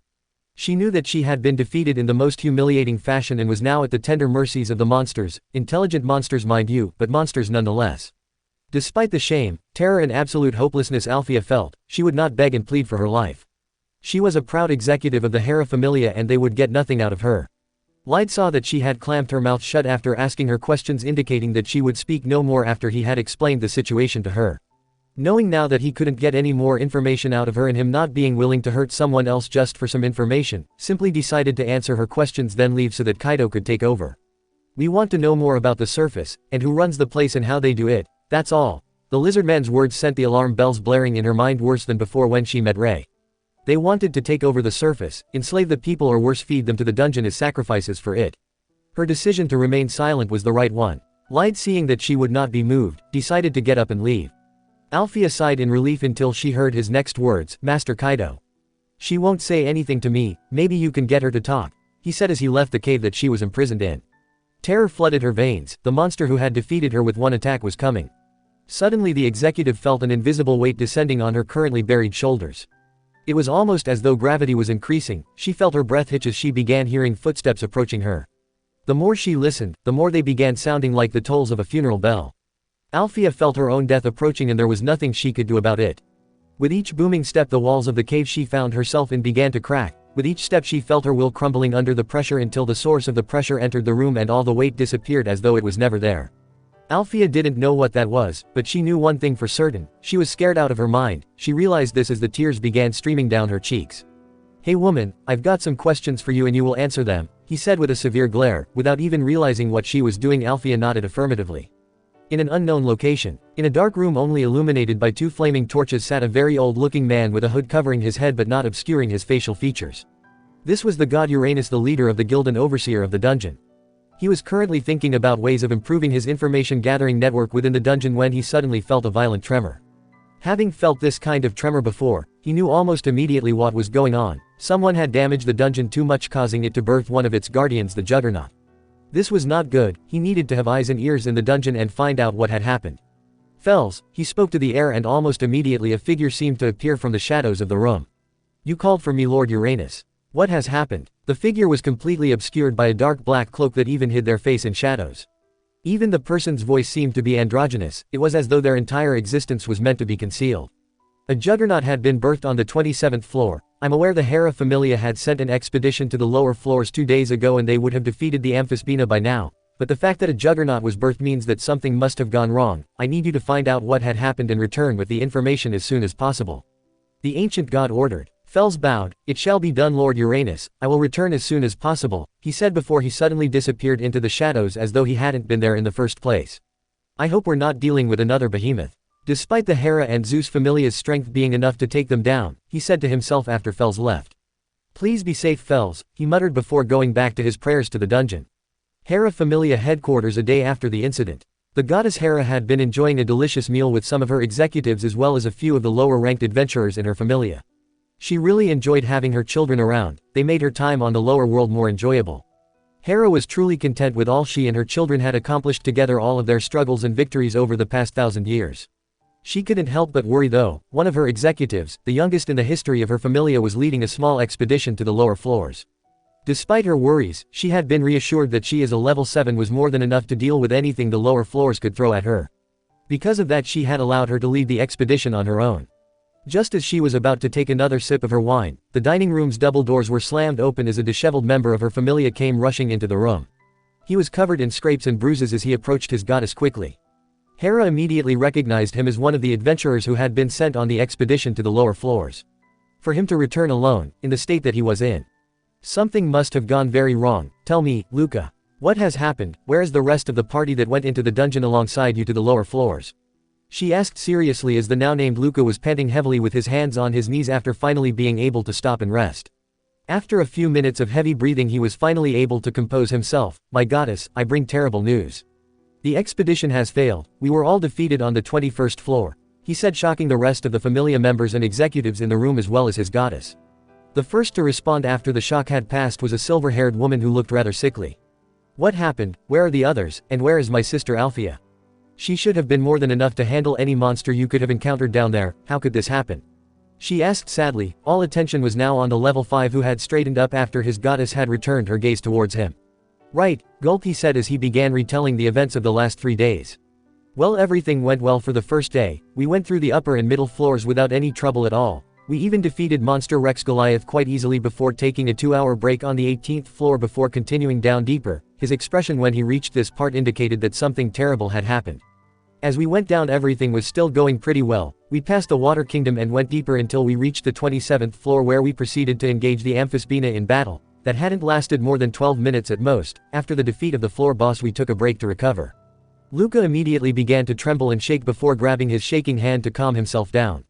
The adventurer took a deep breath before continuing. "After a few minutes of relaxation one of our archers sensed a monster and shot an arrow at it. At first we thought he killed it, but a moment later, it stepped out into the open. It was a siren. We'd killed several of them on our way down so we didn't think much of it until..." His breath hitched at the thought of what had happened. "Hold on, are you telling us that the expedition was wiped out by a single siren?" One of the other executives asked loudly, to which Luka shook his head. No, the siren didn't even try to attack us, it just, he stumbled over his words, annoying the others. What the hell did it do? You're wasting our time, the executive yelled, getting angry at the lower-ranked adventurer. Luka, who had had enough of this anger towards him, suddenly yelled, surprising the others greatly, it spoke. Damn it, it spoke. It introduced itself to us like a human would. He trailed off as the shock passed through his familia members and goddess. Luka ignored the tears running down his face and continued. After our collective shock passed, Lady Althea approached it and spoke to it for a while before their conversation became hostile. Immediately we all prepared our weapons for battle, but the siren attempted to flee. We were ordered to pursue it and attempt to corner it so that she could capture it, he said, but was interrupted by his goddess, who asked a very important question. Wait, Luka, why did she want to capture it instead of killing it outright? The goddess asked curiously, to which Luka explained the conversation between Althea and Rei. During their conversation the siren said, and I quote, a friend of mine once told me. Immediately Lady Althea knew that there must be more like her and ordered us to capture it, he explained to his goddess. To say that the Hera Familia was shocked by the possibilities would be an understatement of the highest order, and they understood now why Althea wanted to capture it instead of killing it. It was a good thing that they were the ones who stumbled upon this and not one of the weaker familias in Orario. Just the thought of a horde of intelligent monsters was enough to make several of them shiver and worry. Could they become as skilled as a first-ranked adventurer or even surpass them? It was a horrifying possibility that may require them to call on the aid of the Zeus Familia just to get rid of this problem before it became a serious issue. After a moment Luka continued his tale. We were all able to corner it after a while, but just as Lady Althea was about to knock it unconscious with a quick punch to the head, the siren suddenly disappeared into motes of light and reappeared a long distance away. These words brought more shock to the Familia. Not only was this monster intelligent, but it seemed to have strange abilities as well. Luka continued his retelling of events in the dungeon. After we began chasing it again, the siren used a wide-ranged attack that missed all of us but did a lot of damage to the dungeon, causing the birth of a juggernaut, possibly to distract us, he explained with minimal interruptions. To our surprise, the juggernaut didn't attack us at all. It went straight for the siren, forcing it to flee to the upper floors. Now obviously we pursued it. Lady Althea made it clear that we couldn't allow them to reach the 18th floor, so we tore after them all the way up to the 21st floor, he explained before he began trembling again much harder than before. Seeing her child's terrified state, Hera got up and placed a hand on his shoulder. Luka, I understand that you've been through a lot, but please, we need to know what happened if we want to prepare to save our familia members. So please, I know it's difficult, but we need you to tell us what happened. Can you do that for me, please? She asked with a reassuring smile. Luka seemed to calm down at his goddess's words before nodding and continuing, all right. When we arrived to the 21st floor, we found the mutilated body of the juggernaut laying against one of the walls. Its body was twisted and broken in such horrible ways, and yet it was still alive. He began his tale of the events of the 21st floor. The others seemed to have leaned forward at this point as the adventurer continued. A couple paces away from the juggernaut's body was a group of 4 monsters. There was the siren from before, a lizard man with 2 swords, a gargoyle, and what we first thought to be a beast man with horns on his head. He explained the monsters the group had encountered. It was clear to us that these were the others. We had no idea if they were the only ones, but we were ordered to kill all but one of them so that they could be questioned. Luka paused before looking back to his goddess, who gave him a reassuring smile and a nod, before he continued his explanation of what had transpired in the dungeon. One of the monsters introduced himself as Kaido, the king of the Xenos. He ordered us to become his subordinates or die. Obviously we chose to fight. It didn't end well for us though, that thing named Kaido. It was more like a force of nature than it was a monster. This little piece of information once again shocked the entire room into quiet murmurs. Its body twisted and suddenly there were tornadoes. When it roared, lightning came crashing down.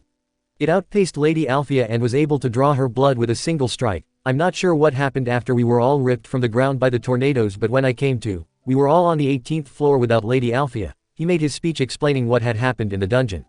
Since I was the fastest of the expedition after Lady Althea, I was sent to bring the news of what had happened back to the Familia, and that's how I ended up here before all of you right now. He ended before looking back to his goddess, who was in a contemplative silence since he had finished.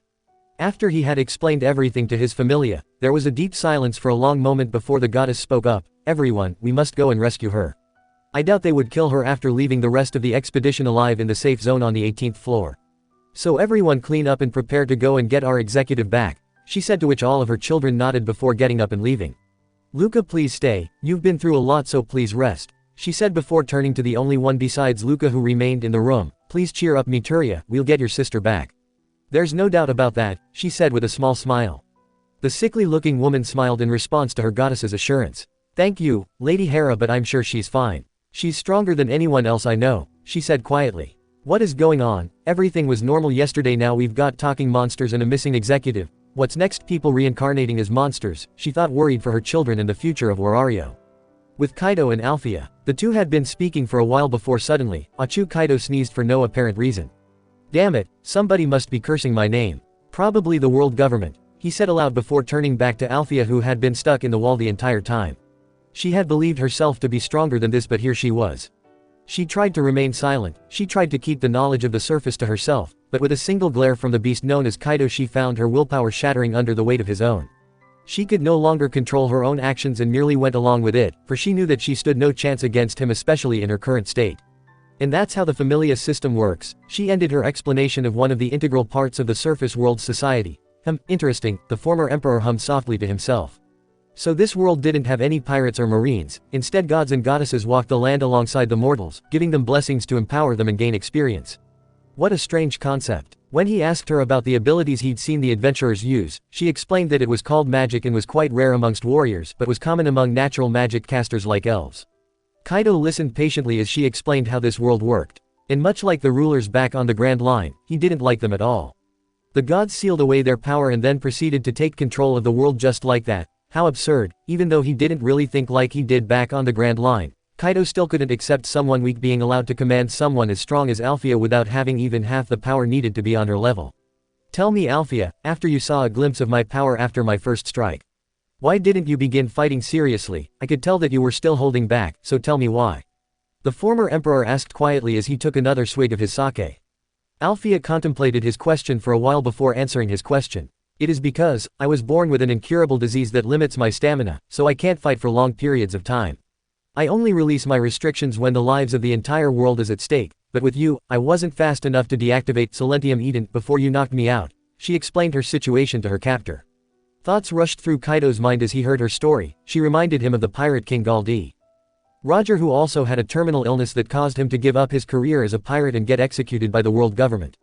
Now, given the two were different in many ways, but the similarity was enough that he couldn't help but respect her for getting as strong as she has.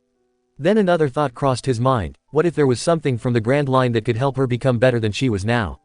He hummed to himself before speaking again. Don't get your hopes up, but I may know of a way around your problem. That's for later though, he said, preparing to get up. That will be enough for now. We'll talk later again. I'll send Ray to bring you something to eat and drink. In the meantime, just wait for her, he said as he got up to leave. Althea's mind was racing with his words. Could he really help her? No, it must be a trick of some kind. He must be trying to deceive me, she thought to herself before responding. I don't really have much of a choice now, do I? She muttered bitterly as she was still stuck in the wall with her mind refusing to regenerate at all, even though she had been here for who knows how long. But what could he have meant with those words? How could he, a monster, help her when the best doctors in the world couldn't? Regardless, all she could do was wait, either for death, which would be preferable to the alternative. That being her familia members coming to rescue her. From monsters. The shame alone would kill her before any of their rivals could. Sigh. Just kill me already and get it all over with. I can't take it anymore, she grumbled to herself, unknown to her the events transpiring outside. For outside a very different kind of meeting was happening. With Ray an hour earlier. After a well-needed bath on the 18th floor, she returned to their hidden village on the 21st floor, where she proceeded to take a nice long nap, or at least she would have if her observational haki hadn't activated and woken her up about 10 minutes later. Sigh. Oh come on. Can't a siren get some sleep around here? She asked angrily. Despite her anger, Ray got up and went to check what had triggered her haki. As she left the village, the golden siren expanded her sensory net to find what had awakened her. At first she couldn't sense anything besides a few monsters milling about, the juggernaut from earlier, which was in terrible shape but still alive, and a presence that was there but wasn't at the same time. Ray paused. What is this? She asked herself as she went to investigate it stealthily. The Xenos pirates always went to investigate any presences they sensed with their haki that got too close to their hidden villages, to prevent anyone from finding their bases, even if by accident, in the deep floors of the dungeon. Right now, she was in pursuit of something that she couldn't quite sense, and that was strange. All of the Xenos had been taught how to use the two common colors of haki so that they could differentiate between humans, regular monsters, and Xenos like them. They've all become very good at using them, especially in battle, but right now she was trying to understand this individual who could hide from her haki at least a little bit. After sneaking around for a while by concealing her own presence, she was finally able to lay her eyes on the individual. Whoever it was, they were completely cloaked in a dark black cloak that hid all identifying features as the individual examined the mutilated body of the still living juggernaut that was growling in anger and resentment at the cloaked figure examining it. That's until it spotted Ray hiding in one of the trees nearby. It let out an enraged growl in her direction as it attempted to attack her. Unfortunately, its mangled body could only lean over to one side before falling to the ground, causing the tree that Rei was hiding in to topple over and revealing her location to the cloaked figure. Both individuals got into defensive stances, awaiting the other's first hostile action. Neither of them moved for quite a while, simply observing one another. Eventually Rei decided to break the silence between them after realizing that the other wouldn't be doing so anytime soon. "Hello stranger, I am Rei.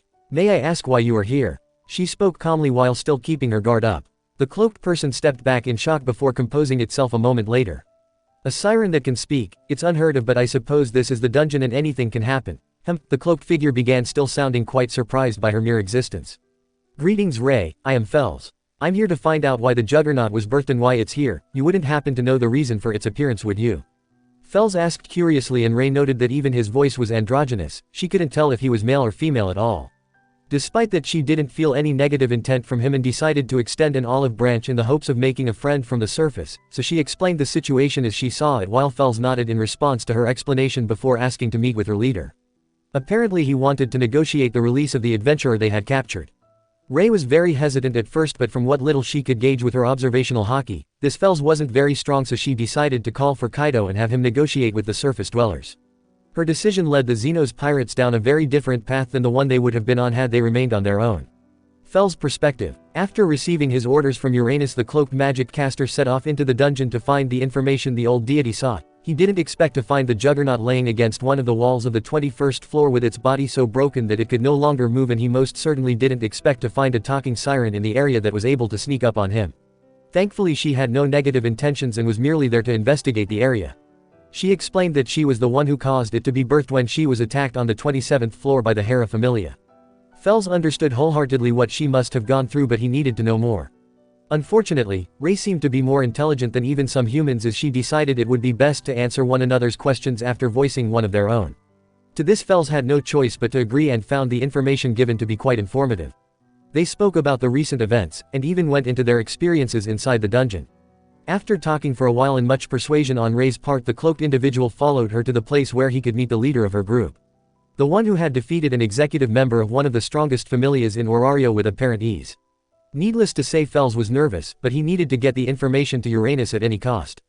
After meeting Kaido, Fells knew he had to negotiate very well if he wanted to get Althea back, and was expecting the monster to give him difficult demands that would cost a lot of money. Kaido had other ideas though, as he requested some rather strange items for the Xenos' personal use. Fells agreed that their demands would be delivered in a day's time. Kaido seemed to be surprised to see him in the hidden village just as he had called for Rei, who was standing beside Fells. A day later, with the Hera and Zeus familias. The executives of both familias had been gathered together into one room. Though it had taken some time to get all of them, they were here now and well informed about what had happened and how strong their opponent apparently was. Some of them were excited for the battle while others were nervous. Zeus and Hera sat on some chairs preparing to give them a speech of encouragement to raise their morale. However, just as the god of lightning, Zeus was about to begin his speech, the door to their meeting room was abruptly opened by an employee of the guild. They were the organization that was responsible for the overseeing of the familias on the surface.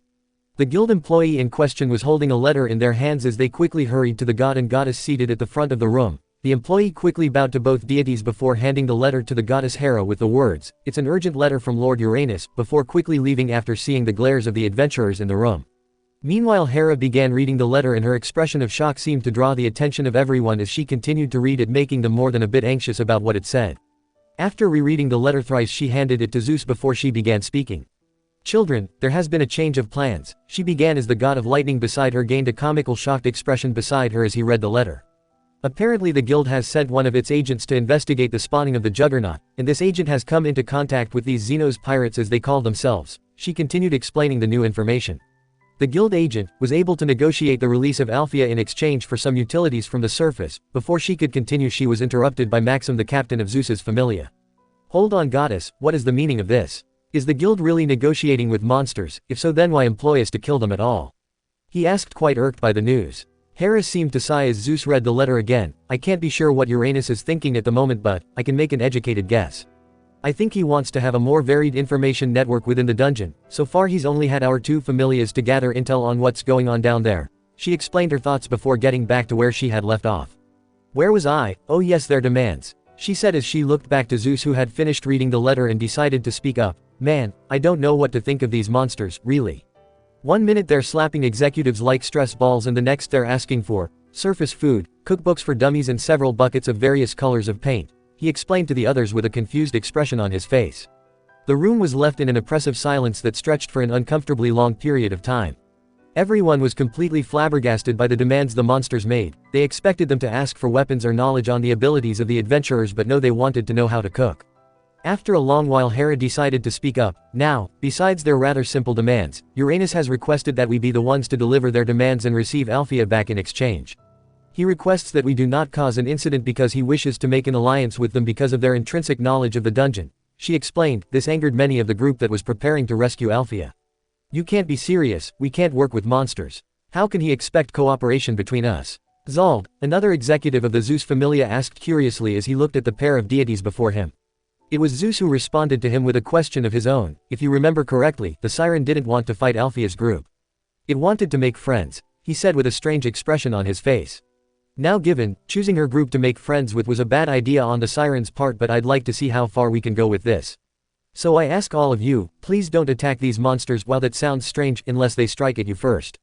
Can we all agree to that? He asked seriously, getting resigned nods from some of the adventurers in the room. The others just shrugged in response. Alright then everyone, let's get to the guild. All of the things needed for the trade will be there, provided by the guild free of charge.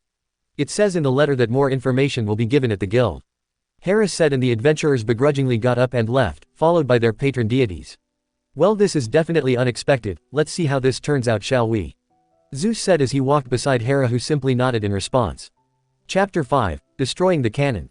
It was a lovely morning on the 18th floor of the dungeon. The crystal roof illuminated the lush forested landscape with many large natural pools of water all over the place. There was even a large tree on one end of the floor. This paradise was known as Under Resort. This floor was different from any other, mostly because it was a safe zone where monsters didn't spawn naturally. Today, however, it would be the stage for an event that would undoubtedly change all of Gekkai and the dungeon, regardless of which direction the coming events would take. In the early morning light of the dungeon, two groups approached each other at a leisurely pace. Both sides could sense the other, but remained steadfast in their own strength should something go wrong. The tensions were high on both sides, but all adventurers and Xenos pirates held themselves back. For now, Zeus and Hera Familia's perspective. Maxim walked at the front of the formation alongside Herculea, the captain of the Hera Familia, with several executives from both his own and the Hera Familia, with a small group of supporters to help them move the supplies at the back of the group. And finally, against all the regulations, they decided to bring Lord Zeus and Lady Hera as well as Althea's sister Mituria. They were positioned at the center of the group for their own safety. He was quite nervous, but kept up with his calm facade in front of his own and the Hera Familia members. When he asked his patron deity Zeus about the word the monsters had referred to themselves as the so-called Xenos pirates. Well, they knew that Xenos could mean different or strange, but pirates were unheard of so far as even he knew. Zeus had explained that pirates are not common in these areas because they are mostly seafaring groups that were known for pillaging seaside towns for their resources before leaving. But not all pirates were like this. There were a few who actually had benevolent intentions, but these were few and far between, but they did exist. All Maxim could take from his words were, pirates are sea adventurers. Regardless, his thoughts were wandering again. They were here to get Althea back and hopefully make an unusual ally in the dungeon. But the captain of the Zeus Familia would not be holding his breath. Looking for something else to focus on, he looked back to the three people at the center of the formation. Only one of them was here semi-legally. That being Mituria, Althea's sister. Even though she was very sick, the Hera Familia member pushed herself through her exhaustion and made the journey with her comrades to find her sister. It was inspiring despite the futility of the action. He supposed it was the thought that counted the most in this regard. The other two tag-alongs would be both Familia's respective deities. Hera was here to make sure her child was alright and to give the pirates a piece of her mind, while Zeus wanted to meet this so-called pirate captain himself, and also gain some more information about this group of upstarts that managed to flip their understanding of the world on its head. Maxim just hoped everything went alright because he could suddenly feel his footsteps becoming heavier with each step. He glanced at Herculea, who met his gaze seriously before nodding. Immediately he was on guard as he saw some of the others beginning to stumble, on guard. He yelled, getting everyone's attention, and immediately after weapons were drawn as the entire group came to a stop. They're here, he stated seriously. Xenos pirates perspective. The group of 4 monsters and Althea had snuck into the 18th floor early in the morning when no adventurers would be diving to the deeper floors, and waited for the right time to move forward to the meeting point. To keep themselves busy, the group took part in some light conversion, while mostly Ray and lied with Ryu adding a grunt or growl into the mix every once in a while. Kaido observed the interaction between his crew members calmly as he sensed his surroundings for something that was out of the ordinary. Finding nothing, the former emperor returned to the conversation between the two monsters that now included the only human in the group, mostly because of the siren's persistence. Kaido had found it quite different from the crew he had back in the New World, while his previous crew would bicker and argue about the simplest of things and even openly insult one another. He supposed that was partially due to his strength equals position mentality he had in his previous life. It seemed very silly now that he thought deeply about it. Just because you are strong doesn't mean you know how to lead. On the other hand, the Xenos pirate organization is built not on strength but on comradeship between the different races. Before this would seem silly to the former emperor, but after his awakening in this world he realized that it was due to infighting that his own crew fell so easily to Strafut Luffy's own. That means a different strategy would be needed, and hopefully Strafut's method would work for him as well, even if he wasn't Joyboy. With this in mind, he continued to listen to the small talk the others were taking part in to pass the time. Is this what your crew was like, Strafut? He thought to himself while remembering the world the other captain wanted to build. Speaking of which, what kind of world do I want to build now that I have another chance to change things? Well, I don't know enough about the world to make a decision right now, but I suppose we'll find the answer somewhere up ahead. We should just keep walking until then though. Kaido thought to himself as he continued observing the interactions of his crew.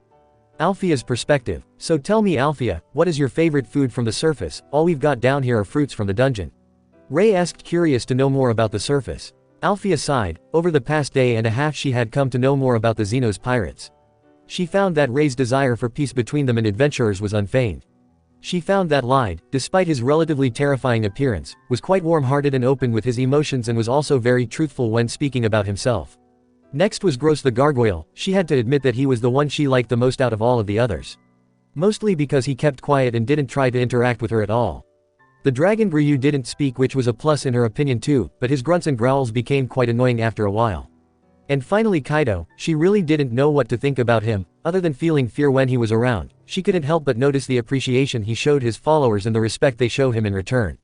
The leader of the Xenos pirates was strange to her, and not just because of his outrageously strong abilities, but rather her intuition could tell her very little about him. Normally, with a single glance she could tell the true nature of whoever she looked at, but besides his strength and incredible presence, she could see nothing, and it grated on her nerves. Not to mention their strange abilities, but she could talk about that later when she was with her familia. Despite her complaints about their various personalities, she would begrudgingly admit that she enjoyed their presence over that of most of her familia, even her goddess Hera, though she would never tell the Xenos that though.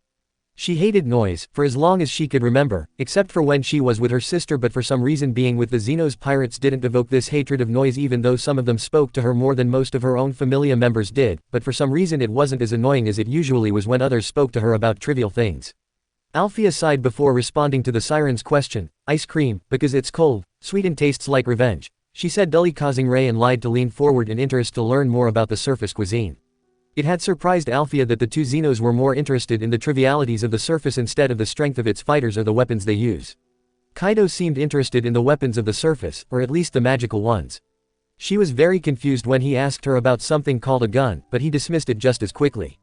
Alphea put the thought aside as she continued to make conversation with the two liveliest of the Xenos about seemingly meaningless topics. Xenos perspective. This conversation went on for several hours until it was daytime in the dungeon.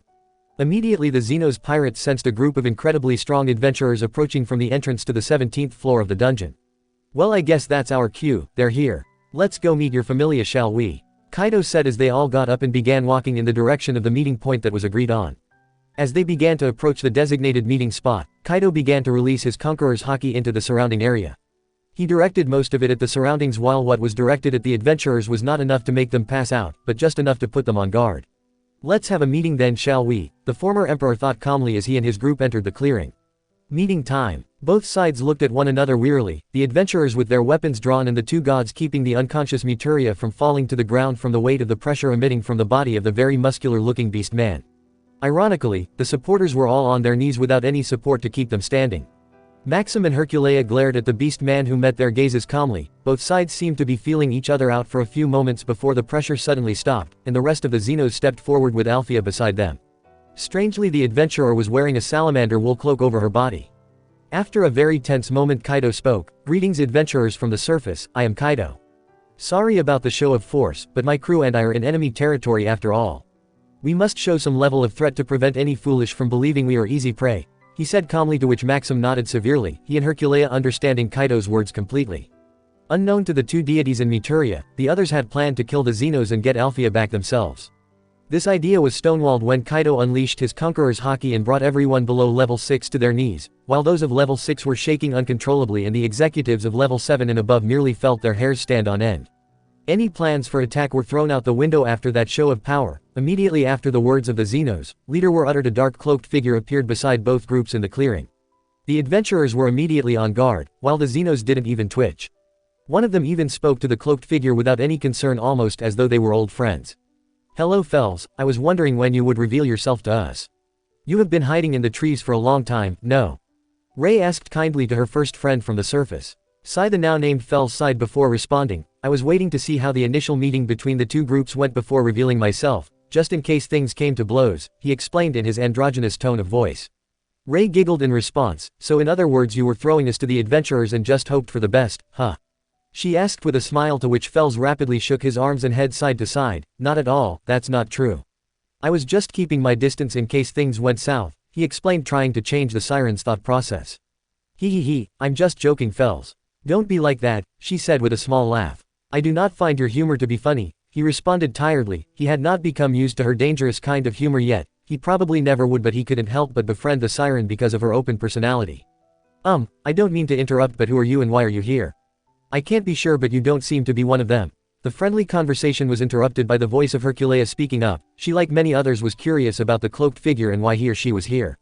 My apologies. I am Fells, the agent from the guild who was sent to investigate the spawning of the Juggernaut, and as a consequence I came into contact with the Xenos pirates.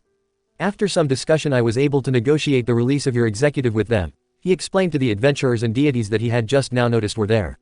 Fells seemed to step back in shock when he saw them. "Gods, here in the dungeon. The two of you should not be here. You being here causes a great danger to the adventurers within," the Cloaked Guild agent said as he looked at the two divine entities. The adventurers seemed nervous at his proclamation, but Hera just sneered at him. Hera merely scoffed at his words. "Haha, we're the patrons of the two strongest familias in Orario with our children here, we've got nothing to worry about," she said, snark dripping from her words. "Regardless of who you or your familias are, deities entering the dungeon are strictly prohibited, and I will most certainly be informing the guild about this breach in protocol," he said seriously while he looked at the pair of trespassers. Zeus seemed to want to say something to de-escalate the situation as Hera had begun to glare daggers at the cloaked figure, but he was interrupted by the leader of the Xenos. "That's enough, you're all wasting time. Let's get down to business, we can discuss these things afterwards," Kaido said, gaining everyone's attention. Zeus seemed angry that he wasn't allowed to speak, but was grateful for the sudden de-escalation, so he remained silent as the adventurers' expressions became stony. "Yes, let's get down to business, shall we?" Herculea said as she and Maxim nodded to one another before looking back to Kaido's group, who had taken out 3 large saucers, as well as a large gourd of sake which they poured into the saucers. There was 1 saucer of sake in front of each captain. "Now then, let's begin. I, Kaido, captain of the Xenos pirates, officially opened this meeting with the representatives for the adventurers on the surface. Beside me is my vice-captain, Ray," he said, motioning for the siren, who bowed her head to the adventurers. He then proceeded to introduce the rest of his group, like the Lizardman, their navigator, Gross the Gargoyle, and Ryu the Green Dragon, their dungeon information collectors. After introducing his crew to the adventurers, he and his crew members sat down in a relaxed pose while taking small cups to scoop up some sake before drinking it. Opening the floor to the two familias to introduce themselves, Maxim decided to begin. "Greetings, my name is Maxim. I am the captain of the Zeus familia and am currently a level 8 adventurer." The red-haired knight introduced himself before pointing his hand to the man beside him. "This is Zald, my vice-captain and a level 7 adventurer," Maxim explained while pointing with his hand to the swordsman in question. With the main introductions done, the two adventurers sat down and scooped up a cup of sake before downing it. "Damn, this is some good alcohol," Zald thought to himself as Herculea stepped forward. "I am Herculea, captain of the Hera familia and a level 9 adventurer," she said as she proceeded to introduce several of her executives. Soon all of them were seated on the ground when the two gods stepped forward. As before, Zeus was first. "Greetings, my name is Zeus. I'm the god of lightning and patron deity to the Zeus familia," he introduced himself before sitting down beside Maxim, who nodded in agreement to his lord's decision to enter the meeting along with him. A moment later, Hera stepped forward with a mean-looking glare at the Xenos. "I am Hera, the goddess of marriage and patron deity to the Hera familia. Oh, and one more thing, you better not have touched my poor innocent Althea in any inappropriate way or there will be consequences," she yelled as she pointed at the Xenos with an accusing glare, especially at the males of the group. Althea's normally calm and collected expression cracked slightly as her left eyebrow began to twitch with annoyance. Kaido didn't even seem to care about the woman's introduction as he was observing the captains and executives of each familia approvingly. They're strong. That's at least good, maybe I'll get a good spar out of them at some point," he thought to himself. After all the introductions were complete, Fells stepped forward to begin the meeting officially. "And my name is Fells, I'm an agent of the guild tasked with mediating between the two groups in this exchange. Now then, let us begin, shall we?" the cloaked person said as he motioned for the Xenos pirates, who nodded in response. Rei, who had been carrying a leather backpack on her back, quickly removed it and reached inside. The adventurers tensed up slightly, thinking it was a weapon she was removing from the bag, but were surprised that it was a stack of rolled up papers that she quickly handed over to Althea. The level 7 executive accepted it calmly as she got up from her seated position beside Rei. She paused as Fells held up his hand in her direction to stop her. He then turned to the captains of the two familias, who also nodded in response before motioning for the supporters in the back to bring forward the supplies they were to bring in exchange for the executive. The supporters nervously stepped forward with the bags of supplies before standing before their captains. With both sides in place, Fells raised his hand and began counting down to 0 from 3. "All right, exchange in 3, 2, 1, now," he said as the Althea and the supporters began walking towards one another before passing one another. Althea went to sit beside her captain while the supporters placed the bags of supplies down beside the Siren Rei, before returning to the back of their familia's formation. Fells seemed to sigh in relief before shaking his head to return him to the situation at hand. Now that the trade has been completed, the only thing left to do is discuss the non-aggression pact between the groups. This is to prevent a future conflict between adventurers and Xenos. The words of the hooded individual seemed to confuse the goddess of marriage. "Why do we need something like that? My children could wreck them easily. We're the strongest after all," she said arrogantly while looking down on the Xenos pirates. Rei's smile became a bit strained as she looked directly at the goddess, who spoke in such a demeaning manner. Wild-eyed, Grossen Ryu growled in response to the goddess's words. Kaido merely sighed before waving the woman off. "Then I suppose it's a good thing that you are merely a power cow for them and not actually the leader of your familia. Otherwise I would have actually contemplated wiping all of them out just for the fertilizer their bodies would produce," he said calmly to the goddess, who seemed mighty cross with him. The former emperor ignored her for the rest of the meeting and instead turned to the captains and executives of the two familias, who were looking at him with shocked expressions at his blatant disrespect for a goddess. Herculea was the first to recover. She spoke with a serious tone of voice. "You do realize that she's a goddess, right, and deserving of respect by all inhabitants of the lower world," she said, but was interrupted by Kaido. "We're pirates, not adventurers. We show respect only to those who have shown themselves worthy of it in our eyes. This goddess, as you call her, is nothing but a bag of hot air that's powerless without any of you to shove around and do her bidding. Please tell me I'm wrong," the former Yonko said with a glare directed at the captain, who just decided to remain silent. Kaido merely sighed before continuing. "Moving on, so far as I'm concerned, we as the Xenos pirates do not need much from the non-aggression pact. Just don't attack us when we help you out, and we may show you some of the safe zones within the lower floors. How does that sound?" he asked as he put down his group's offer, which Fells had written down on a parchment he seemed to have been carrying. The executives of both familias looked at one another as they conversed with minimal words before all of them seemed to agree as they nodded at the same time before turning back to the Xenos. "We as the executives of the Hera and Zeus Familia Alliance have decided to accept your proposal, but only under the condition that at least 2 of your group accompany us on our expeditions to the lower floors," Maxim said calmly. "Speaking of which, what is the lowest floor your group has reached while in the dungeon? We need to know in advance in case of emergencies." Zald spoke up next with something they needed to know before they could even think about working with the monsters in the deep floors of the dungeon. Kaido nodded at the swordsman's question before glancing at Rei, who just smiled in response. "The 4 of us as a group have reached the 75th floor with some light difficulties. We probably could have gone deeper, but we ran out of food, so we had to return to the closest safe zone, which was on the 70th floor." Rei answered as her captain had given the floor to her to explain it a bit more. "We've found areas on almost every floor where no monsters spawn, so we normally try to turn these areas into temporary bases for our dives." The siren's words shocked all those who heard them. Of course it would shock anyone. It took entire expeditions made up of well over 100 adventurers and several dozen supporters to make a journey to the deep floors, and the lowest the 2 strongest familias had gone would be the 60th floor. Now they hear that only the 4 of them made it to the 75th floor. Absurd. Several executives were about to voice their disbelief but were interrupted by an unexpected voice. "I believe you. No one could beat my sister that easily and not be able to reach that deep down into the dungeon," a very sickly-looking silver-haired woman with gray eyes said as she looked at the golden siren with awe.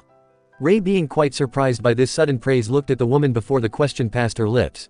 "I don't believe we've been introduced. I'm Rei. What might your name be?" she asked the sickly-looking woman kindly. The woman smiled in response, but before she could answer, Hera spoke up. "Hey, stop flirting with my children, you scoundrels. Have you no shame?" the goddess yelled at the siren, who completely ignored her. What happened next surprised all of the Xenos while the adventurers just sighed. The sickly-looking woman glared at the goddess, who seemed to be having a panic attack and suddenly fell over, passed out. Who is this woman who could knock someone unconscious with but a single look? Well, Kaido could do the same thing, but he was big and strong, which is what one expects of one who has power. But this sickly-looking woman didn't fit the bill at all. What was going on here? She quickly turned back to Ray with a smile and a wave. "Hello Ray, my name is Muturia and I'm Althea's younger sister. It's nice to meet you," she said, gaining a bright smile from the siren in return. "Enough, we need to get back on topic. Xenos pirates, do you agree to our terms as well, or do you wish to make an adjustment to them?" Herculea asked, getting the discussion back on track. The Xenos looked to Kaido, who was fiddling with the left side of his mustache as he thought over his options. I agree to your terms, but only under the condition that if any of you find one of our kind, that you wouldn't kill them but rather bring them back to us." He bartered for his group. Seeing the expressions on the adventurers' faces, he immediately understood what their concerns were about. "A word of warning though, do not go easy on monsters out of consideration for us. They are as much our enemies as they are yours. What makes us different is our lack of natural killing intent, that most monsters posses. If you find a monster that doesn't want to kill you outright, then leave it to one of us. Is that acceptable?" The former emperor asked seriously after explaining the situation to the adventurers. The executives and captains seemed to be discussing Kaido's clause very seriously. So seriously, in fact, that it took them 5 minutes to finish their discussion. Finally Maxim spoke up to give their response. "Very well, we accept your terms. Is there anything else you wish to add to the pact?" he asked, to which Kaido shook his head in the negative. "We've got everything we need, so there's no need to worry about it," he said, waving off the red-haired adventurer, who nodded in response to the cloaked figure who wrote down the last line before leaving 3 empty lines at the bottom for the respective leaders to sign their names and making the document official. Maxim was the first to sign the document before passing it to Herculea, who quickly read through the contents of the pact before nodding to herself and signing it. The document was then handed to Kaido, who skimmed its contents before signing it and handing it back to Fels, who nodded in response. "With that, the proceedings are complete and both parties may withdraw," Fels said, but was interrupted before he could finish by Kaido. "Hang on Fels, I don't know how people from the surface do things, but down here in the dungeon we don't just leave after meeting someone new. We celebrate the beginning of new friendship with a drink," he yelled as more gourds of sake were revealed, along with at least a dozen large saucers and many small cups. It became a wild and unexpected party on the 18th floor that even got Zeus involved in the drinking, with Ray's beautiful singing acting as the music, and the sake the Xenos had brought had become the beverage of the day. Things were about to change. Whether it be for better or worse was yet to be seen, but it most definitely would be exciting.